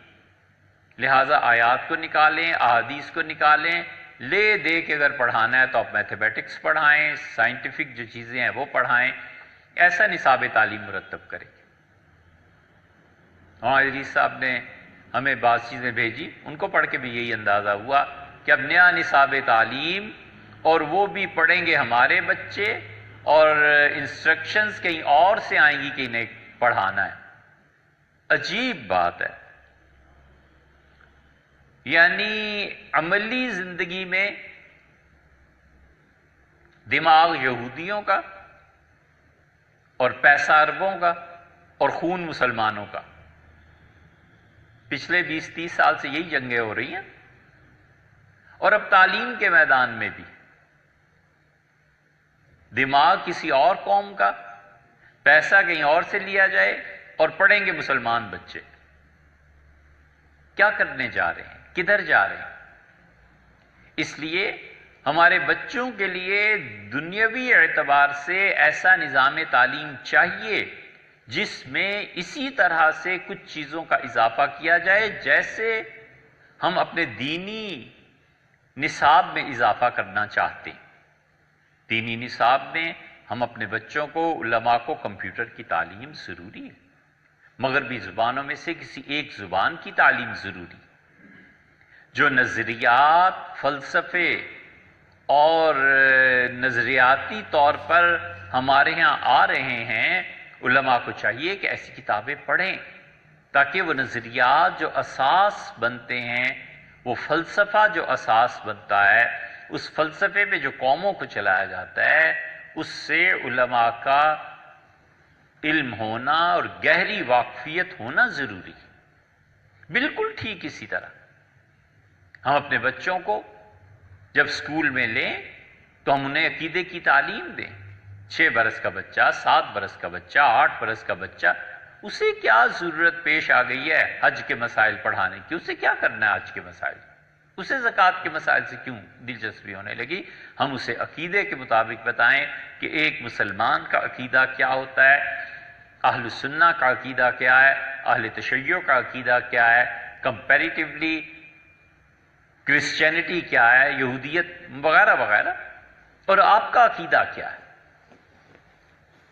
حضرت رسالت مآب صلی اللہ علیہ وسلم جب وہ 7 برس کا ہو جائے تو اسے نماز کی تعلیم دو۔ 7 برس سے پہلے کیا ضرورت ہے نماز کے مسائل کو چھیڑنے کی؟ جب وہ 6 برس میں آئے گا آپ سے بتائیے نماز ایسے ہوتی ہے، یہ چیزیں ہوتی ہیں، یہ اس کے نصاب تعلیم میں آنا چاہیے۔ اور فرمایا 10 برس کا ہو جائے تو اس بچے کے بستر اپنے سے الگ کر دو۔ اس کا مطلب یہ ہے کہ 9 برس کا ہو جائے تو اسے وہ مسائل سکھانے چاہیے جس کا تعلق اس کی عمر سے ہے۔ یہ ترمیم ہونی چاہیے ہمارے نصاب، ہم اسے بہترین نصاب پڑھائیں، آکسفورڈ کا اور ہارورڈ کا نصاب پڑھائیں، لیکن یہ ضروری ہے کہ ہم اس میں دینی مسائل کے اعتبار سے یہ کورس مرتب کریں، اور اس کے ساتھ ساتھ یہ بھی ضروری ہے کہ اب اس بچے کو جتنی توجہ انگلش پہ دیتے ہیں عربی بھی پڑھائیں، گنجائش نکلے فارسی بھی پڑھائیں۔ ہمارا بچہ یہ زبانیں پڑھا ہوا ہو، اگر وہ پڑھا ہوا ہوگا، کمپیوٹر جانتا ہوگا، اور پھر 6 سال 7 سال 8 سال 6 سے لے کے 12ویں تک ہے، 6 سے BA تک ہے، MA تک ہے، ایسا ادارہ ہونا چاہیے جہاں اسے پورا قرآن کریم ترجمے کے ساتھ پڑھایا جائے، اور کم سے کم سورہ حجرات سے لے کے سورہ والناس تک یہ پورا قرآن کا اتنا حصہ اسے حفظ ہونا چاہیے۔ ڈگری نہ دی جائے جب تک کہ وہ بچہ اتنا حفظ نہ کر لے تاکہ اس کی ساری نمازیں سنت کے مطابق ہو سکیں۔ حضور اقدس صلی اللہ علیہ وسلم نے جتنی بھی نمازیں پڑھائی ہیں بالعموم سورہ حجرات سے لے کے آخر تک آ جاتی ہیں، یہ بھی نہیں تو 30واں پارہ تو اسے یاد ہی ہو تاکہ اس کی ساری نمازیں سنت کے مطابق ہو سکیں۔ ہمیں یہ ترمیم کرنی چاہیے، یہ اضافے کرنے چاہیے، حدیث کی کوئی کتاب پڑھا دینی چاہیے، باقی وہ نصاب پڑھے۔ کس نے روکا ہے؟ انجینئر بننا چاہتا ہے، ڈاکٹر بننا چاہتا ہے، کس نے روکا ہے کہ ڈاکٹر نہ بنے؟ اور اس کے لیے ادارہ ایسا قائم کرنا چاہیے جس میں یہ نصاب تعلیم بچوں کو پڑھایا جائے، اور اس کے ساتھ ساتھ ہم اس ادارے میں اپنے بچوں کے لیے ورزش، ایکسرسائز اس کو اسی طرح فرض قرار دیں جس طرح نماز کا پڑھنا فرض ہے۔ تو 2 میل دوڑے، 5 میل دوڑے، کوئی حد متعین ہونی چاہیے۔ جیسے PMA کاکول میں کیڈٹس دوڑتے ہیں، 5 میل دوڑتے ہیں، 4 میل دوڑتے ہیں، اور جس طرح ان کے ہاں یہ ساری چیزیں ایسے ہی ہونی چاہیے۔ اس کی وجہ یہ ہے کہ ورزش بنیادی طور پہ اس پہ کچھ کہنے کی ضرورت نہیں، سب جانتے ہیں کہ انسان کے نظریات پہ کتنا فرق پڑتا ہے، جسمانی صلاحیتوں پہ کتنا فرق پڑتا ہے۔ معذرت کے ساتھ کہتے ہیں ہم حیران ہوتے ہیں، یقین مانو جی چاہتا ہے آدمی اس لڑکے کو تھپڑ جا کے رسید کرے جو تراویح میں کھڑے ہو کے 3 پارے نہیں سن سکتا۔ یہ اللہ کی شان، یہ تمہاری عمر کیا ہے یار؟ ابھی 25 برس کے ہو، 30 برس کے ہو، کیا عذاب ہے 20 تراویح میں 3 پارے نہیں سن سکتا؟ اتنی حیرت ہوتی ہے سن کے۔ ہم کہتے ہیں چلو کوئی 10 پارے ہوتے تو ہم کہتے چلو یار تمہاری ٹانگیں تھک گئی ہوں گی یا کچھ۔ یہ کیا چیز ہے؟ یہ سارا اس کا نتیجہ ہے کہ بچوں کو ایکسرسائز نہیں نہ کراتے، بچوں کو دوڑاتے ہوتے، مسلز ٹھیک بنے ہوئے ہوتے، سوئمنگ ہوتی، یہ سب چیزیں، اور یہ نہیں جانتے کہ حضرت رسالت پناہ صلی اللہ علیہ وسلم کو سب سے زیادہ جو چیز پسند تھی ان کھیلوں میں، ان چیزوں میں سوئمنگ، حتیٰ کہ رسول اللہ صلی اللہ علیہ وسلم خود اترے۔ حضرت ابوبکر رضی اللہ عنہ کو کہا کہ آؤ میرے ساتھ مقابلہ کرو، کون پانی کے دوسرے کنارے پہ پہلے پہنچے گا۔ حضرت ابوبکر رضی اللہ عنہ کہتے ہیں میں نے حضور صلی اللہ علیہ وسلم کا پاؤں پکڑ لیا۔ سیدنا عمر رضی اللہ عنہ کی عمر 63 برس تھی۔ شہادت کا جو سال ہے اس سے پہلے حج کو آئے، وہ آخری حج تھا ان کا۔ عبداللہ ابن عباس رضی اللہ عنہ کتنے ہوں گے؟ حضور صلی اللہ علیہ وسلم کی وفات کے وقت 13 برس کے رہے ہوں گے، 2 برس حضرت ابوبکر رضی اللہ عنہ کے 15 اور 10 برس حضرت عمر رضی اللہ عنہ، 25 سال کے جوان آدمی تھے۔ تو کہتے ہیں امیر المومنین سیدنا عمر رضی اللہ عنہ سے کہا کہ میرے ساتھ سوئمنگ کرو گے؟ میں نے کہا کرتے ہیں۔ تو اترے پانی میں، مجھے بھی اترا، پھر فرمایا کہ دونوں مقابلہ کرتے ہیں انڈر دا واٹر، پانی کے اندر کون کتنی دیر سانس روک سکتا ہے۔ یہ کیا چیز ہے؟ اس لیے کہ میلوں پیدل چلتے تھے نا وہ لوگ. ایسا ادارہ ہونا چاہیے. جتنے تعلیمی ادارے کھلے ہوئے ہیں اور یونیورسٹیاں بنی ہوئی ہیں، ان سے پوچھو تمہارے بچے کہاں ایکسرسائز کرتے ہیں. پتہ نہیں ماجو اور کس کس نام سے یونیورسٹیز ہیں، پورے بلاکس میں یونیورسٹی بنائی ہوئی ہے. نہ ان بچوں کی کھیلنے کی کوئی جگہ ہے، نہ بھاگنے کی کوئی جگہ ہے. یہ لوگ غور نہیں کرتے. اتنا بڑا نقصان ہے، اتنا بڑا نقصان ہے کہ اس جوانی کی طاقت اور قوت کو وہ لے جا کر ٹکرائے کہاں. اس کا تو جی چاہتا ہے کہ پہاڑ پھاڑ دے اور ٹکرا جائے. اس سے وہ یہ طاقت لے کے کہاں جائے. آپ نے کوئی سہولت اسے میسر نہیں کی اور پھر چلے ہیں اخلاقیات پہ اور اس پہ جو اصل کام کرنے کے وہ کیوں نہیں کرتے. اس لیے ایسے ادارے قائم کرنے چاہیے جہاں پر باقاعدہ یہ نظام قائم کیا جائے کہ کتنا بھاگنا ہے، کتنا چلنا ہے، کتنا پیدل چلنے کی ورزش ہے. یا پھر وہ اپنی انرجی خرچ کرتا ہے مطالعے پہ، تعلیم پہ. مطالعہ کوئی آسان تھوڑا ہی ہے. کم سے کم اتنا تو ہو کہ آدمی روزانہ 200-400 صفحے پڑھے.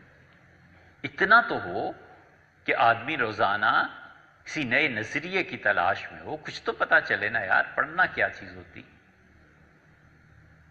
اور یہ کوئی ایسی بات نہیں ہے، سب جانتے ہیں. انگلینڈ، امریکہ، یورپ جتنا ہے جا کے دیکھ لیں آپ. جتنے لوگ ہیں ٹرینوں میں جو سفر کرتے ہیں، بسز میں کوئی ہے. اب لیپ ٹاپ آ گیا ہے. آج سے 20-25 سال پہلے کیا ہوتا تھا؟ سب لوگ پڑھتے تھے پن ڈراپ سائلنس. ہر آدمی اپنا اپنا پڑھنے میں مصروف ہے. کچھ تو ہے نا. پچھلے 500 برس میں انہوں نے جو غلبہ پایا ہے، زندگی کا وجود قائم کیا ہے. ایسے ادارے ہونے چاہیے ہمارے ہاں. بچہ جائے، سویٹر اور کوٹ اتار کر لٹکا دے اور بالکل سادہ کپڑوں میں بیٹھ کے پڑھے. وگرنہ بہت سی صلاحیتیں اسی میں خرچ ہو جاتی ہیں کہ سردی بہت ہے یار، ہاتھ ہی نہیں کام کر رہے. ابھی ٹھہرو، ہاتھ گرم ہو جائیں تو پھر کچھ لکھنا شروع کریں گے. گرمی بہت ہے، پسینے بہہ رہے ہیں. اس لیے کہ کلاس رومز میں یہ سہولتیں ہیں نہیں. وہ بیچارہ کہاں سے اپنی صلاحیتوں کو اس میں لگائے یا اس میں لگائے. کیوں مسلمانوں کو 1200 سال تک کوئی چیلنج نہیں ملا؟ یعنی ملے لیکن وہ اور نو کے تھے. ہر طرف برف ہی برف تھی. زندگی کا وجود ہی قائم نہیں تھا. زندگی کا وجود تو ہمارے ہاں خوارزم میں بڑی مشکل سے قائم تھا. خوارزم میں، اب یہ آپ کے لیے شاید کسی کے لیے حیرت ہو، ہر سال ایک گزٹ نکلتا تھا. ہر سال خوارزم کے علماء ایک جاری کرتے تھے پرچہ. اس پہ لکھا ہوتا تھا کہ خوارزم میں فراسٹ بائٹ کتنوں کو ہوا، اس سال کتنے لوگوں کی ناک کٹی، اس سال کتنے لوگوں کے کان جھڑے، اس سال کتنے لوگوں کو برف نے کیا نقصان پہنچایا. یہ اب بھی ہے، تاریخ میں سب محفوظ ہے. یورپ نے جب برف اور طوفان اور اس پہ قابو پا لیا، موسم پہ، پھر زندگی کا قیام ہوا. زندگی کا جب قیام ہوا تو مشرق اور مغرب اس اعتبار سے برابر ہوئے. ان کا اب آگے بڑھو. اور پھر انہوں نے پڑھا ہے، پھر انہوں نے ابن عربی کو پڑھا ہے، پھر انہوں نے ابو علی سینا کو پڑھا ہے. ابو علی سینا پہ ابھی کتابیں آئی ہیں. ابو علی سینا نے جو کچھ لکھا ہے، اب جا کر امریکنز نے اس کے ترجمے کیے ہیں اور برٹش ڈاکٹرز نے اس کو اب چھیڑا ہے. اب ترجمے آ رہے ہیں اور اس کا اعتراف کرتے ہیں کہ یہ وہ چیز ہے. ہم نے بھی آپ سے عرض کیا نا، اللہ کرے گا کسی دن ہم انشاءاللہ پھر مصر جائیں گے. مصر میں کتابیں پڑھی ہیں جو جنین پہ، فیٹس پہ بحث کرتے ہیں مسلمان اطباء کہ بچے کے کیا کیا مراحل ہیں اور کن کن مراحل سے جنین گزر کے وجود میں آتا ہے. یہاں کے بہترین ڈاکٹر آرمی کے، ہم نے ان سے بات کی، انہوں نے کہا ہم بھی ابھی تک کسی پہ پہنچے. ہم نے کہا وہ تو 7 صدیاں پہلے ان کے پاس کیا چیزیں تھیں. صرف آنکھ پہ 16 جلدوں میں ایک کتاب ہم نے دیکھی دمشق لائبریری میں. ہم ظاہر ہے طب ہمارا موضوع کہاں ہے تو ہم نے ایسی الٹ پلٹ کے دیکھا. ترکی میں دیکھی 16 جلدوں میں آنکھ پہ کتاب لکھی کہ آنکھ ہے کیا چیز. اس لیے یہ ضروری ہے کہ ایسا ادارہ قائم کیا جائے جس میں موسم کی رعایت رکھی جائے، جس میں ورزش کے سامان مہیا کیے جائیں، جس میں بچے کی ایسی تربیت کی جائے، اور ان اداروں میں پھر تخصصات، میڈیکل کالج قائم کیا جائے جہاں ہمارے بچے پورا میڈیکل بھی پڑھیں، میڈیسن جو بھی ان کے شعبے ہیں وہ بھی پڑھیں، اور انہیں عربی آتی ہو۔ ممکن ہے اطباء کی کتابیں ان کی سمجھ میں آئیں، یہ وہ کوشش تھی جو حکیم اجمل نے کسی زمانے میں کی تھی، اور حکیم اجمل مرحوم نے وفات سے پہلے ڈاکٹرز کو بلایا، اور خود حکیم اجمل کوئی معمولی آدمی تھے، جامعہ ملیہ ڈوب جاتا، ملیہ کی بنیاد حضرت شیخ الہند رحمۃ اللہ نے رکھی تھی، اور شیخ الہند رحمۃ اللہ علیہ نے اپنے آخری خطبے میں علی گڑھ میں ارشاد فرمایا کہ میں جن نوجوانوں کی تلاش میں مدارس اور خانقاہوں کو چھانتا رہا وہ مجھے علی گڑھ میں مل گئے۔ شیخ الہند رحمۃ اللہ علیہ نے یہ جو تحریک خلافت چلی ہے، اور جو ہندوستان سے انگریزوں کی جڑ اکھڑ جاتی اگر یہ گاندھی کال آف نہ کر دیتا تحریک خلافت کو، وہ ایک لمبی تاریخ ہے، اس پہ کیا جانا ہے، لیکن جامعہ ملیہ کی بنیاد پڑی۔ ملیہ کے پاس ایسے کڑے وقت آئے اس ادارے پہ کہ تنخواہیں نہیں رہیں۔ حکیم اجمل میں رحمہ اللہ خاموشی سے ایک معتمد آدمی کو بلایا، اپنی انگوٹھی اتاری، اس کے حوالے کی، اور کہا بمبئی جا کے بیچو، دلی میں کسی کے پاس اتنے پیسے ہی نہیں جتنی ہماری انگوٹھی ہے۔ 18 یا 20 لاکھ کی وہ بکی، یاقوت تھا، ہیرا تھا، کیا تھا، وہ اتنے پیسے پھر لوٹائے گئے اور جامعہ ملیہ چلا۔ ترقی کس چیز کا نام؟ ترقی اس چیز کا نام ہے کہ گیون سچویشن سے غیر مطمئن ہو کے آگے بڑھنا، کہ یہ صورتحال ٹھیک نہیں ہے جس میں ہوں، مجھے اس سے آگے بڑھنا اور آگے بڑھنا اور آگے بڑھنا۔ جس دن وہ مطمئن ہو گیا کہ یہ صورتحال ٹھیک ہے، اس دن مر گیا، بس اس دن ختم ہو گیا۔ آدمی ترقی اسی وقت کرتا ہے جب وہ اپنی گیون سچویشن سے غیر مطمئن ہوتا ہے اور آگے بڑھتا ہے۔ اپنی اولاد کی حالت میں بھی یہی ترقی ہوتی ہے، ملک کی حالت میں بھی یہی ترقی ہوتی ہے، تعلیم، ہر میدان میں اصول تو یہی ہے۔ انہی اصولوں کے تحت حکیم اجمل نے کہا کہ بیٹھو، ڈاکٹرز بھی بیٹھے ہیں، حکیم بھی بیٹھے، میں بھی بیٹھتا ہوں، اور ہم اسلامی طب کو مرتب کرتے ہیں۔ بولی سینا کی کتابیں پڑھنی شروع ہوئی۔ بولی سینا نے مثلا اپنی کتاب میں یہ لکھا کہ انسان کے دل میں جو خون ہوتا ہے وہ گردش جو کرتا ہے وہ ایک الگ خون ہے، اور باقی باڈی میں جو خون ہے وہ ایک الگ خون ہے۔ جب یہ ایک مثال اس کی دے رہے ہیں، بہت مثالیں آئیں اس کے سامنے، جب یہ آیا تو حکیم اجمل بولے اور انہوں نے کہا یہ نظریہ ختم ہو گیا ہے، ایک ہی خون ہے جو سارے جسم انسانی میں گردش کرتا ہے، آگے چلو۔ کتنی ہی چیزیں، بیماریوں کا ذکر آیا، انہوں نے کہا یہ بیماری جو ہے نا، یہ جو گورو نے لکھی ہے، اس کا اصل سبب آنتوں میں چکنائی کا پیدا ہو جانا ہے، اور اس کا حل یہ ہے کہ چنے کھلائے جائیں تاکہ چکنائی جذب ہو۔ چنوں سے کیا چیز پیدا ہوگی، پھر اس پہ بحث شروع ہوگی۔ اس طرح کی بہت مثالیں تھیں حکیم اجمل مرحوم کے ساتھ خاتمہ ہوگی۔ اس لیے ایسا ادارہ جب بھی بنے اسے اپنا میڈیکل کالج بنانا چاہیے جہاں بچے ان چیزوں کو پڑھے ہوں۔ شاید کہ اللہ تعالیٰ اس طب کو زندہ کر دے جو مشرق کا طب ہے، اور جو مشرق کا طب ہے 2 4 5 7 10 دوائیاں ہٹ ہو گئی نا تو دنیا میں پتہ چل جائے کہ کمپنیز کیسے چلتی ہیں اور علاج کیسے ہوتے ہیں۔ کینسر پہ بحث ہے، اور کینسر کی وہ بحث پوری ہے کہ کون کون سی دوائیاں کینسر میں استعمال ہوتی ہیں، اور ہیپیٹائٹس سی جو ہے اس کا علاج ہمارے حکماء کے پاس ہے، ہم نہیں جانتے کیا ہے لیکن ہے سے 100% ہم نے اپنی آنکھوں سے دیکھا ہے اس علاج کو ہوتے ہوئے، اور وہ ہے، لیکن وہ بڈھے کنجوس دل کے تنگ دل مر گئے، ساتھ لے گئے۔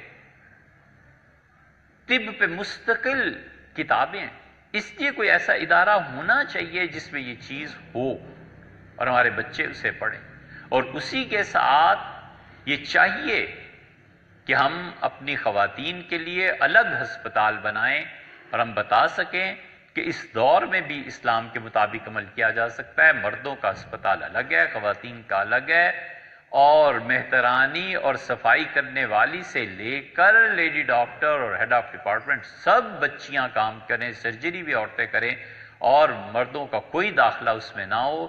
یہ آئیڈیل سچویشن ہونی چاہیے۔ ہمیشہ تباہی اس وقت آتی ہے جب کوئی شخص اپنی ذہنی سطح اور معیار کے مطابق جو تاج محل قائم کرتا ہے، ایکچوئلزم میں وہ معیار گرا دیتا ہے۔ اس سے چار ہاتھ آگے بڑھے، پیچھے گیا، معیار گرا، ختم ہو گیا۔ ہمیشہ انسان نقصان اٹھاتا ہے زندگی بھر۔ آئیڈیل سچویشن ایک ہوتی ہے دماغ کی۔ یورپ کی ترقی کے رازوں میں سے ایک راز یہ ہے کہ انہوں نے کہا کہ یہ آلہ ایجاد کرنا ہے، سینٹی میٹرز اس سے بھی ملی میٹرز کے حساب سے پیمائش کرتے رہے، جو ذہن میں تھا اس سے بڑھ کے سامنے آ گیا، جو ان کے ذہن نے سوچا اس سے بڑھ کے سامنے دیا۔ یہ نہیں ہے کہ سوچا تو یہ تھا کہ سوئمنگ پول جو ہے وہ 50 فٹ کا ہونا چاہیے، اور جب بنانے بیٹھے تو یار ادھر سے زمین کم ہے، اس پہ خرچہ زیادہ ہو جائے گا، ادھر سے یہ ہو جائے گا، اچھا چلو 50 سے 40 پہ آ جاتے۔ محروم کی مثال یاد آتی ہے، لڑکا تھا اور باڈی بلڈر، تھوڑے دن بنا، پھر اس کو خیال آیا کہ کیوں نہ شیر کی تصویر بنائی جائے اپنی کمر پہ، تاکہ جب میں قمیص اتاروں تو لوگ دیکھیں شیر ہے۔ تو گدوانا شروع کیا، سوئی اس کے ذریعے گدتے تھے، پھر نیلا رنگ بھر دیتے تھے اس میں۔ اب بھی ہوتا ہے کبھی کبھی، حضور صلی اللہ علیہ وسلم نے اسی سے منع فرمایا تھا۔ تو گدوانے والے حکیم کے پاس گیا، اس نے سوئیاں مارنی شروع کی، تو اس نے تھوڑی دیر تو برداشت کیا، گوشت چڑھا ہوا تھا ہڈیوں پہ، پھر اس نے کہا ارے حکیم صاحب کیا بنا رہے ہو؟ تو اس نے کہا شیر کا منہ بنا رہا ہوں۔ اس نے کہا ٹھیک ہے بنا لو۔ پھر تھوڑی دیر بعد کہا کہ اس کی اب کیا کر رہے ہو؟ اس کے مونچھیں بنا لو، کہ مونچھوں کے بغیر شیر نہیں ہوتا، نہ بناؤ۔ اس نے کہا ٹھیک ہے صاحب۔ پھر تھوڑی دیر بعد اس نے کہا اب کیا بنا رہے ہو؟ اس کا پنجے۔ اس نے کہا پنجے تو بنا لو مگر ناخن نہ بنانا۔ تو حکیم اٹھا اور اس نے کہا کہ وہ شیر جو پنجوں میں ناخن نہ اور منہ میں دانت اور مونچھیں نہ ہو، ایسا شیر ہم نے نہیں دیکھا، اٹھو، اگر ہمت نہیں ہے تو کیوں اس میں آتے۔ یہ چیز قومیں اور فرد گر جاتے ہیں جب وہ ذہنی معیار میں جو تاج محل بنایا ہوا تھا اصل زندگی میں اس کو حاصل نہیں کرتے، اور مصلحتوں کا شکار ہو جاتے ہیں، پیسے کی کمی کا شکار ہو جاتے ہیں۔ یہ وہ چیزیں آتی ہیں۔ اس لیے ایسا ادارہ بننا چاہیے، اور اس ادارے میں جب میڈیکل کالج اور اسپتال بنانا ہے تو تیسری چیز جو بنانے کے قابل ہے وہ لا کالج ہے۔ ہمارے بچے ان علوم کو پڑھیں اور اسلام کے قانون کو بھی پڑھیں اور برٹش لا کو بھی پڑھیں۔ وہ لا جو ہم پہ مسلط ہے، نافذ ہے، بڑی اچھی شک ہے ہمارے آئین میں، بہت عمدہ شک ہے۔ آئین میں لکھا ہے کوئی قانون کتاب و سنت کے خلاف نہیں بنایا جا سکتا۔ چیلنج کریں نا، جا کے آئین کو دیکھیں، چیلنج کریں، جائیں۔ لیکن ہمارے وکلاء عربی بیچارے نہیں جانتے، ہمارے وکلاء انہیں اسلام کے قانون کا علم ہی نہیں ہے، وہ جانتے نہیں۔ اسلامی نظریاتی کونسل کا یہ حال ہے کہ ہم نے انہیں پورے ٹینور میں 6 سال میں، چیئرمین ان کے اللہ تعالیٰ انہیں جزائے خیر دے، وہ تشریف لاتے رہتے ہیں، ہم نے انہیں 3 قوانین پہ مجبور کیا کہ حضرت اس کی کم سے کم آپ سفارشات تو مرتب کر کے بھیجیں۔ ہم نے کہا 3 طلاقیں قابل تعزیر ہونی چاہیے، جو شوہر 3 طلاقیں دیتا ہے اس کو 6 مہینے جیل بھی ہونی چاہیے، اس کو کوڑے بھی لگنے چاہیے، اس سے 10 لاکھ 5 لاکھ جرمانہ وصول کر کے اور نیشنل بینک میں داخل کر دیں، اور اسے ایک رسید دے دیں کہ بیٹے 10 سال بعد آ کے اپنی رقم واپس لے جانا۔ 10 لاکھ کا سرمایہ پڑا رہے نا، 10 سال تک ڈی ویلیو ہوگا کہ نہیں ہوگا، اور پیسے سے فائدہ نہیں اٹھا سکتا۔ ہم نے کہا حضرت 3 طلاقیں بیک وقت قابل تعزیر، یہ تصور ہی نہیں تھا کسی کے ذہن میں۔ وہ تو سیدنا عمر رضی اللہ عنہ کی چیزیں فوٹو کاپی کرا کے لے گئے کہ حضرت کے ہاں یہ قابل تعزیر چیزیں تھیں، یہ کریں، اور بحث مباحثے کے بعد یہ قانون بنا، انہوں نے سفارشات مرتب کی۔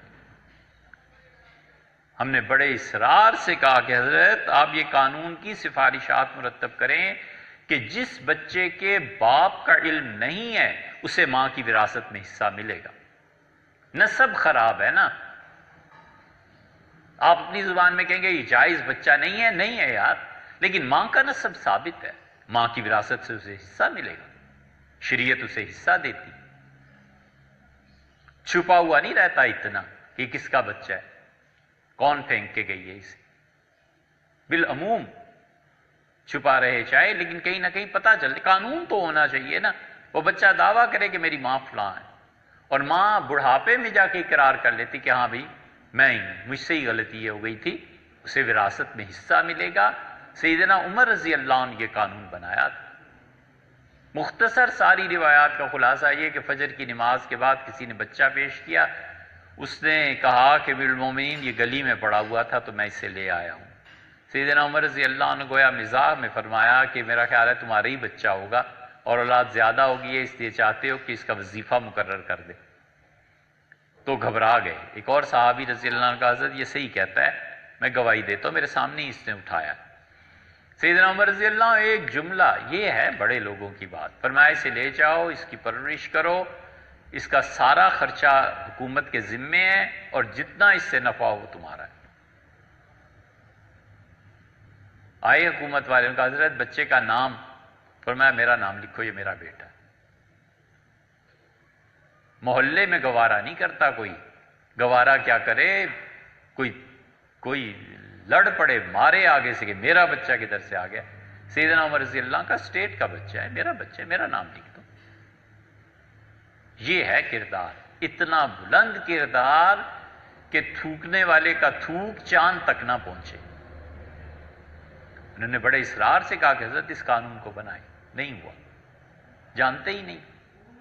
تیسرا قانون جس پہ ہم نے بہت زیادہ اصرار کیا، ہم نے کہا حضرت اس کو لکھوائیں، قانون کو بنائیں کہ جس آدمی نے ناجائز طریقے پہ ہبہ کیا وہ ہبہ باطل ہے، اور وہ اس کی اولاد کو ملے گا۔ سیٹھ صاحب ہیں، بڑے خوش ہیں، کسی ڈانسر طوائف سے جاؤ اسلام آباد والی کوٹھی تم لے لو، لے لی اس نے، 10 لاکھ کا ہیرا ہے، سیٹ دبئی میں جا کے شاپنگ کرا دی ہے تمہاری۔ فقہا نے لکھا ہے ایسی سارے ہبہ باطل ہیں، اس کی اصل اولاد وارث قرار پائی گی۔ اس کی اولاد 20 سال بعد اٹھتی ہے اور کہتی ہے ہمارے والد کا یہ مکان تھا اور انہوں نے مستی اور شوق کی نظر کر دیا، فلاں طوائف کو فلاں کو دے دیا، اور وہ ہبہ مخفی تھا، پتہ ہی نہیں تھا کسی کو، اور یہ ہمارے والد کی جائیداد ہے، شرعاً وہ جائیداد اس کی اولاد کی میں تقسیم کی جائے گی، واپس دی جائے گی۔ ایسے کئی کیسز ملے گے، نہیں بنایا تھا۔ اس لیے کوئی ایسا ادارہ بنانا ہے تو اس ادارے کے لیے جہاں میڈیکل کالج ہے وہاں لا بھی ہونا چاہیے، اور ہم اپنے بچوں کو واضح طور پہ جتنے بچے ہم پڑھائیں ہم انہیں شعبوں میں تقسیم کریں۔ ہمارے بچے CSS کا ایگزام دیں، ہمارے بچے آرمی میں جائیں، ہمارے بچے ڈاکٹر بنیں، ہمارے بچے وکیل بنیں۔ یہ پورا ایک نقشہ ہے اس ادارے کا جس ادارے کو ہم نے چاہیے کہ قائم کریں۔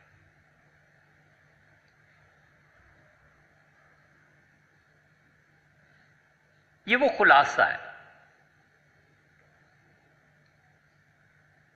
اور اسی طرح اس ادارے کی جتنی زمین ہے عملاً اس کی 4 دیواری کے بعد ٹریک جس پہ بچے بھاگیں، 2 میل بنے یا 4 میل بنے، اس کے بعد درختوں کا لگانا، اس کے بعد سائیکلنگ، ان ساری چیزوں کی کیپیسٹی عملاً ادارے میں ہونی چاہیے تاکہ ہم ایک آئیڈیل سچویشن تک اپنی اگلی نسل کو پہنچائیں۔ لائبریری کا قیام، اسی طرح بہت کم تعداد، جیسے 100 بچے لے لیں، 125 لے لیں، 150 لے لیں، بس اس سے زیادہ نہیں۔ جو بھی نکلا تیری بزم سے سو پریشان نکلا۔ ایک سے ایک مارکے کا آدمی ہونا چاہیے۔ کتنے رہ جائیں گے آخر پہ؟ 50-60 ہی رہ جائیں گے، بھاگ جاتے ہیں اور بہت سی، کوئی حرج نہیں، کوئی حرج نہیں، لیکن جو نکلے سو کام کا آدمی نکلے۔ یہ ادارے قائم ہونے چاہیے۔ اس کے ساتھ ساتھ یہ جو اگلے 20-30 سالوں میں آ رہا ہے نا، یہ اولڈ ہاؤسز ایسا بنانا چاہیے جہاں بوڑھے لوگوں کو رکھا جا سکے، بوڑھی عورتوں کو رکھا جا سکے۔ گھروں میں جو عذاب آئے ہوئے ہیں اس عذاب سے انہیں نکالا جائے، ہاسپٹل کے ساتھ، مسجد کے ساتھ منسلک کر دیا جائے کہ یہاں رہو، اللہ کو یاد کرتے رہو، مفت میں کھانا پینا ہے، بس زندگی کے آخری دن گزارو۔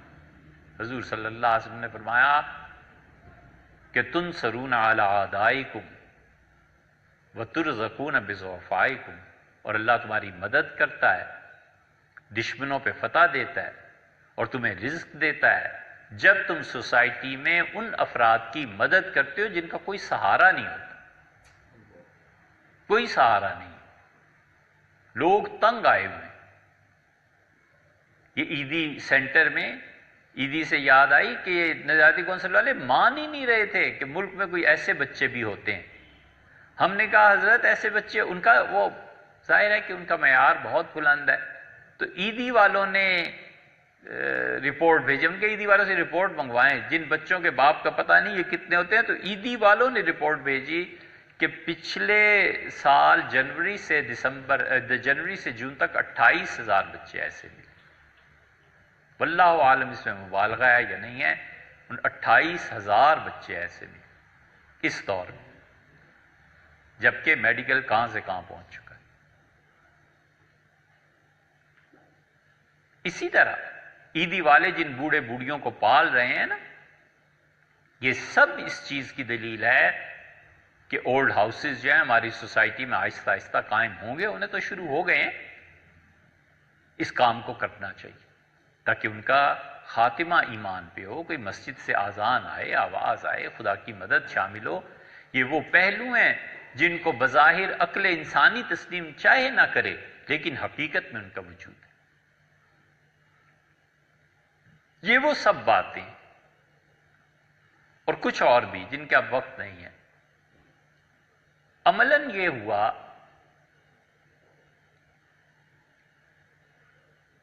کہ ہمارے ایک دوست، ان کے ایک دوست آئے، کسی وجہ سے آئے تھے انگلینڈ سے، کچھ مسائل تھے، کچھ بات چیت تھی۔ اللہ کو اگر کوئی کام کرنا ہو تو دیکھو کہاں سے کہاں لے جاتا ہے۔ ان ربی لطیف لما یشاء، اور میرا پروردگار جو چاہے کرے، اور بڑی باریکی کے ساتھ۔ ان صاحب کا آنا سمجھ میں نہیں آیا، چلے گئے۔ ان کے جو دوست تھے وہ آتے رہے۔ پھر ایک دن وہ جو دوست تھے اپنے ایک دوست کو لائے، اور وہ سمیر صاحب۔ سمیر صاحب نے ہم سے کہا کہ یہ ادارہ، یہ چیزیں، آپ ایک بڑی زمین کا ٹکڑا لے لیں، اور ایسی باتیں کہیں سنی انہوں نے تو کہنے لگے وہاں بنائیں۔ لے گئے اور سملی ڈیم کے پاس لے گئے اور کہا یہ ہے جگہ اور آپ اسے لے لیں۔ کہا ہم کہاں لے لیں بھائی، خام خواہ میں 5 لاکھ روپے کنال۔ کہا بالکل نہیں سمیر صاحب، اتنے سوچ تصور ہی، اتنا اصرار ان کا بڑھا، اتنا بڑا، اللہ تعالیٰ انہیں لمبی زندگی دے، کہ ایک طرح سے ہمیں تنگی ہونے لگی۔ پھر دوبارہ، پھر تیسری بار، پھر چوتھی بار، جب آئیں جب یہی بات، جب آئیں یہی بات۔ آخر تنگ آ کے دسمبر 13 میں ہم وہاں دھوپ پہ بیٹھے تو ان کا بہت زیادہ اصرار تھا زمین کو لے لیں۔ ہم نے کہا نہیں لے سکتے، معاف کریں آپ۔ تو دسمبر 13 میں ایک چھوٹی سی پرچی ہم نے لکھی، استخارہ کرتے رہے، اس پرچی وہ بھی محفوظ ہے، 4-5 سطریں ہی ہیں۔ ہم نے کہا جس زمین کا آپ ذکر کر رہے ہیں، ان کا یہ 250 کنال زمین ہے۔ ہم نے کہا اس زمین کو ہم 1.25 لاکھ روپے کنال خریدیں گے۔ اور یہ قسطیں دیں گے، یہ کریں گے، یہ کریں گے، لکھ کے پرچی ہم نے راشد کو دی کہ انہیں بھیج دیں، انہوں نے بھیج دی ای میل کے ذریعے۔ شاید 10 منٹ گزرے ہوں گے یا 5 منٹ، فون آ گیا، کہنے لگے معین الصمد کی زمین ہے اور وہ ابھی سویا ہوا ہے امریکہ میں، تو اٹھتا ہے تو میں بات کرتا ہوں۔ دوسرا فون آ گیا چند گھنٹوں بعد، اور ان کا معین نے کہا بیانہ پکڑو۔ بڑے حیران ہوئے کہ کہاں 5 لاکھ روپے کی زمین، کہاں 1.25 لاکھ میں۔ پھر خیال تو آیا کہ لاکھ ہی لکھ دیتے، مگر اللہ کو یہی منظور تھا۔ وہ کوئی 2 کروڑ 20 لاکھ روپے بنے اس کے۔ تو معین الصمد صاحب اللہ تعالیٰ جزائے خیر دے، انہوں نے کوئی پرواہ نہیں کی۔ ہم نے اس میں شرط بنیادی طور پہ طے کی کہ ہم 1 روپیہ جمع کرائیں یا 1000 کرائیں یا کروڑ کرائیں، آپ کو ان کا کوئی اعتراض نہیں، بس کراتے رہو۔ بڑا لمبا سفر طے ہوا، بہت سے دوستوں نے اس میں مدد کی، اللہ تعالیٰ سب کو ہی جزائے خیر دے۔ یہ سب کچھ ہونے کے بعد اب جا کر اس سارے سفر کو مختصر کر کے اب جا کر جنوری میں، فروری میں، کیوں راشد؟ مارچ میں، فروری میں ان کی رقم مکمل ہو گئی، 2 کروڑ 20 لاکھ۔ پہلی مرتبہ ہم نے اور معین صاحب نے ایک دوسرے کو دیکھا، لمبا چلہ انہوں نے کاٹا۔ یہ پورا ایک گروپ ہے، سمیر صاحب اس میں شامل ہیں، دوست ہیں سارے آپس میں، معین الصمد، جلال الدین عثمانی جو سپریم کورٹ کے جج رہے، آصف علی زرداری جو آپ کے صدر مملکت رہے، اور یہ 5-6 سیٹ۔ تو زرداری صاحب سے بھی ان کی بات ہوئی تو اس نے کہا یار یہ اچھے لوگ ہیں، دے دو کم قیمت پہ۔ تو انہوں نے یہ زمین کا ٹکڑا دیا۔ زمین کا جب یہ ٹکڑا ملا تو اب اس کے بعد دوستوں میں یہ بحث چھڑی کہ اب یا تو اس زمین پہ کام شروع کیا جائے، یا اصل میں یہ زمین سیٹھی صاحب تھے ایک ان کی تھی، اور سیٹھی صاحب نے یہ پورا ٹکڑا کوئی 500-450 کنال پہ مشتمل کسی زمانے میں خریدا تھا۔ پھر انہوں نے اسی کا ایک حصہ معین الصمد صاحب کو بیچ دیا، وہ اب ادھر منتقل ہو گیا۔ کاغذات سارے آپ انٹرنیٹ پہ دیکھ سکتے ہیں۔ اللہ کا بڑا ہی احسان ہے، خدا کے بہت بڑے انعامات میں سے ہے کہ 20-25 سال کا عرصہ ہوتا ہے لوگ اس ادارے کے لیے، زمین کے لیے، کہیں کے لیے کوئی پیسہ بھیجتے ہیں، اور اللہ ہی کے احسانات میں سے ہے کہ اتنا اندھا اعتماد ہے کہ آج تک کسی نے 1 روپے کے بارے میں نہیں پوچھا کہ کہاں خرچ کیا، کبھی کسی نے ہم سے نہیں پوچھا۔ اور خدا کی مخلوق کا یہ حال ہے تو خدا کا اپنا حال کیا ہوگا، وہ اس سے یقیناً بہتر ہوگا۔ کبھی کسی نے نہیں دریافت کیا، اللہ کا شکر ہے، ان کا اعتماد ہے، اللہ تعالیٰ جزائے خیر دے انہیں۔ اب یہ بات چلی کہ سیٹھی صاحب کی جو زمین کا بقیہ ٹکڑا ہے، سیٹھی صاحب کا انتقال ہو گیا، وہ بھی آئے تھے، ان کی صاحبزادی ہیں، انہوں نے خود بھی مجھ سے فرمایا ایک دن، کہنے لگی ہماری بڑی تمنا ہے کہ آپ یہ زمین بھی لے لیں اور بڑے پیمانے پہ یونیورسٹی بنائیں۔ اس کا فائدہ یہ بھی ہے کہ اس کے پیچھے سرکاری زمین ہے، اس تک پہنچنے کا کوئی راستہ نہیں ہے اس زمین کے علاوہ، اور اگر یہ زمین لے لیتے ہیں تو وہ جو زمین پیچھے والی ہے اس کو لیز پہ لیا جا سکتا ہے۔ اور یہ جو زمین سیٹھی صاحب کی اب ہے، انہوں نے کہا جی 15 کروڑ روپے ہم دیں گے، 285 کنال یہ ہے، تو 285 کنال یہ اور 175 وہ، یہ ساری ملا جلا کے کوئی 450 کنال زمین بن جاتی ہے، اور پیچھے گورنمنٹ کی بھی زمین ہے۔ اب یہ طے ہو چکی بات، اور اکثر دوستوں نے یہ کہا کہ ہمیں یہ زمین لے لینی چاہیے۔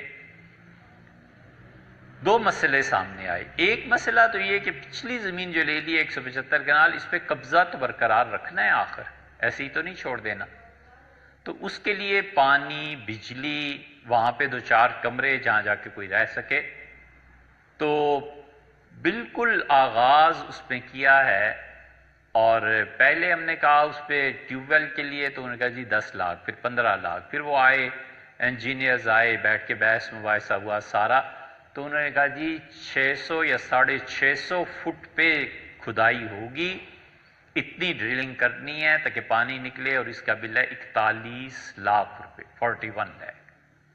وہ جو بل تھا وہ بھی ویب سائٹ پہ چلا گیا ہے، وہ بھی آپ لوگ دیکھ سکتے ہیں، تاکہ پانی ٹیوب ویل لگے، 13 انچ کا بور ہے، اور اس سے پھر بجلی اور باقی چیزیں ہوں تو وہاں کچھ لوگ رہیں تاکہ اس پہ یہ ادارے کا قیام عمل میں لایا جائے۔ جن دوستوں کا خیال یہ ہے، ہم سمیت ہماری بھی رائے یہی تھی کہ زمین خرید لینی چاہیے، کیونکہ جب ادارے بن جاتے ہیں تو وہ مسلمان زیر زمین چلے گئے جو خوش ہو کے کہتے تھے کہ یار ہمیں بھی نیکی کا موقع دو، اب قیمت بڑھا دیتے ہیں، انتظار میں ہوتے ہیں، اللہ انہیں بھی جزائے خیر دے۔ ان لوگوں نے 15 کروڑ کا جو مطالبہ کیا، اگر یہ مان لیا جائے تو انہوں نے اس حد تک تو رضامندی کا اظہار تھوڑا سا کیا ہے کہ آپ اس رقم کو 3 سال میں ادا کر دیں۔ پھر یہ دوستوں کے ساتھ طے پایا کہ ہم 5 کروڑ روپے ہر سال انہیں دے دیں، اور اگر یہ صورتحال بن جاتی ہے تو اس سال رمضان کے بعد بیٹھ کے باقاعدہ امریکہ سے بھی دوست آئیں اور وہ بات کریں، اور 5 کروڑ یا 4 کروڑ جتنا بھی، 15 تو ان کی ڈیمانڈ ہے نا، یقیناً اس سے کم ہی کرنا ہے، لیکن یہ کہ یہ پیسہ انہیں دیا جائے تاکہ ایک طرح کا بیانہ بھی ہو جائے، اور ہم ان کے ساتھ یہ طے کریں کہ اب ہم اس پورے ایریا کو سامنے رکھ کر یہ ادارے، ان کے لیے جگہیں، مین پلان، ماسٹر پلان بنائیں گے، اور پھر جو بھی اللہ کو منظور ہو۔ اس لیے دنیا بھر میں جتنے بھی لوگ ہمیں سنتے ہیں اور جتنے بھی لوگ میسیجز، واٹس ایپ اور فلاں فلاں اس میں رابطہ رکھتے ہیں، ان سب کو سوچنا چاہیے کہ ہم نے اب کیا کرنا ہے۔ آج بھی صبح فون آتے رہے، دوستوں نے کہا کہ آج کی نشست میں یہ بات رکھی جائے، اس لیے میں آپ سب سے یہ کہتا ہوں کہ اس ادارے کو عملاً وجود میں لائیں۔ رمضان میں زکوٰۃ، صدقات، خیرات وغیرہ وغیرہ، ان سب چیزوں کے ذریعے ہمیں ابھی 5 کروڑ جمع کرنا ہے۔ ہمارے بڑے اچھے دوست طارق صاحب ہیں، لکھنؤ کے رہنے والے، الحمدللہ 20 لاکھ انہوں نے بھیج دی۔ ان کا آغاز کرو اس کا، 20 لاکھ انہوں نے بھیجے ہیں، اور وہ انہوں نے کاؤنٹر لگا دیا ہے رز نے، جو بقول ان کے والد کے ہمیشہ ہمیں سنتے رہتے ہیں لیکن بات نہیں کرتے، اس سے کاؤنٹر لگا دیا ہے 5 کروڑ کا کہ اس رقم کو ہم نے پورا کرنا ہے، لیکن حقیقت میں وہ 15 کروڑ پورا کرنا ہے، اس لیے کہ زمین کی منتقلی بھی ہے، کاغذات بھی بننے ہیں، یہ چیزیں بھی ہونی ہیں ساری۔ تو اب یہ ہے مرحلہ، اگر ہم اس میں کامیاب ہو جاتے ہیں اور رمضان کے بعد ہم ان کے ساتھ بات کر کے انہیں بیانہ کوئی مناسب چیزیں طے کر لیتے ہیں تو پھر تو بسم اللہ الحمدللہ۔ اس کے بعد دوسرا مرحلہ اس کے نقشے بنانے کا ہے، وہ پھر ظاہر ہے نسبتاً آسان ہو جاتا ہے۔ زیادہ بات زمین کی ہوتی ہے کہ پاؤں کہاں رکھ سکیں، اور اگر نہیں ہوتا رمضان میں بھی اتنا تو پھر ہمیں اسی زمین پہ جو موجود ہے اس پہ کام کرنا۔ لیکن جتنے لوگ بھی دنیا میں مختلف ممالک میں ہمیں سنتے ہیں، بات کرتے ہیں، پیغام بھیجتے ہیں، ان سب کو یہ سوچنا ہے کہ اب ہمیں یہ کام کرنا کیسے۔ 2 طریقے ہوتے ہیں، ایک تو یہ کہ آدمی کہہ دے نہیں کرنا، چھٹی ہوئی، اور ایک یہ کہ کرنا ہے یار، طریقہ ڈھونڈو کیسے کرنا ہے۔ تو ہمیں اس کام کو کرنا ہے انشاءاللہ۔ اگر اللہ تعالیٰ کو نامنظور ہو تو پھر تو کوئی ذات اقدس سے کیا کہہ سکتا ہے، عرض کر سکتا ہے، لیکن دعا کی جا سکتی ہے، اللہ سے مانگا جا سکتا ہے۔ اللہ تعالیٰ کے لیے 15 کروڑ کیا چیز ہے؟ یہی ہے نا کہ ہم نے درخواست بھیجی ہوئی، انہوں نے سائن کر دینے ہیں کسی دن کہ لو جی دے دو، بس بات ختم ہو گئی۔ تو یہ منصوبہ ہے تاکہ ہم اپنی آئندہ نسل کے لیے ایک اچھا تعلیمی ادارہ دے کر جائیں جہاں پر ان کے لیے یہ ساری سہولتیں ہوں۔ اس درس نظامی کو ہم بجائے اس کے کہ 12-15 سال میں رکھیں، اگر ہم سمجھتے ہیں 20 سال تک تو 20 سال تک، تاکہ کوئی عالم دین نکلے تو پتہ چلے یار کہ یہ صاحب علم ہے، اس سے کچھ پڑھ لکھ رکھا ہے۔ اگر کوئی ڈاکٹر نکلتا ہے تو پتہ چلے کہ یہ اس میں ڈاکٹری کے ساتھ ساتھ انسانیت بھی ہے۔ ہم نے بالکل اس پہلو کو نہیں چھیڑا لیکن تعلیم 40% اور تربیت 60%. تربیت کے بغیر کوئی چیز نہیں. ہم اپنے ہاسٹلز بنائیں، اپنے بچوں کو وہ دکھائیں جو ہم دکھانا چاہتے ہیں، وہ موویز دکھائیں جو ہم دکھانا چاہتے ہیں. ہم اپنے بچوں کی تربیت کریے. ورزش اسی کا ایک حصہ ہے. 5 میل دوڑے گا نا، 4 میل 3 میل اور سوئمنگ کرے گا تو دماغ اور بھی طرف چل پڑتا ہے. یہ ساری چیزیں ہیں، ہم 60% تربیت پہ خرچ کریں. یہ ساری چیزیں. تو اس لیے آج کی نشست میں اللہ تعالیٰ سے بھی دعا ہے کہ یہ نہیں ہے کہ زمین دے دے یا نہ دے، یہ ہے کہ جو جس چیز میں خیر ہو وہ کرے، نصیب میں خیر فرمائے. اس لیے کہ اللہ کے فیصلے یقیناً انسانوں کی عقل سے بلند و بالا ہوتے ہیں. وہ ان مصلحتوں کو جانتا ہے، سب چیزوں کو جانتا ہے. اس کو نہیں منظور کوئی حرج نہیں، نہ صحیح. ہمارے خیالات ناقص ہوں گے اور اس کو منظور ہے اور ہونا چاہیے. ہماری تمنا تو یہ ہے تو یہ ہو جائے. اس پہ کام کرنا چاہیے. رجب، شعبان اور رمضان 3 مہینے ہمارے پاس ہیں اور 5 کروڑ، 4.25 کروڑ سرمایہ جمع کرنا ہے. اللہ تعالیٰ ہمیں اور آپ کو توفیق بخشے.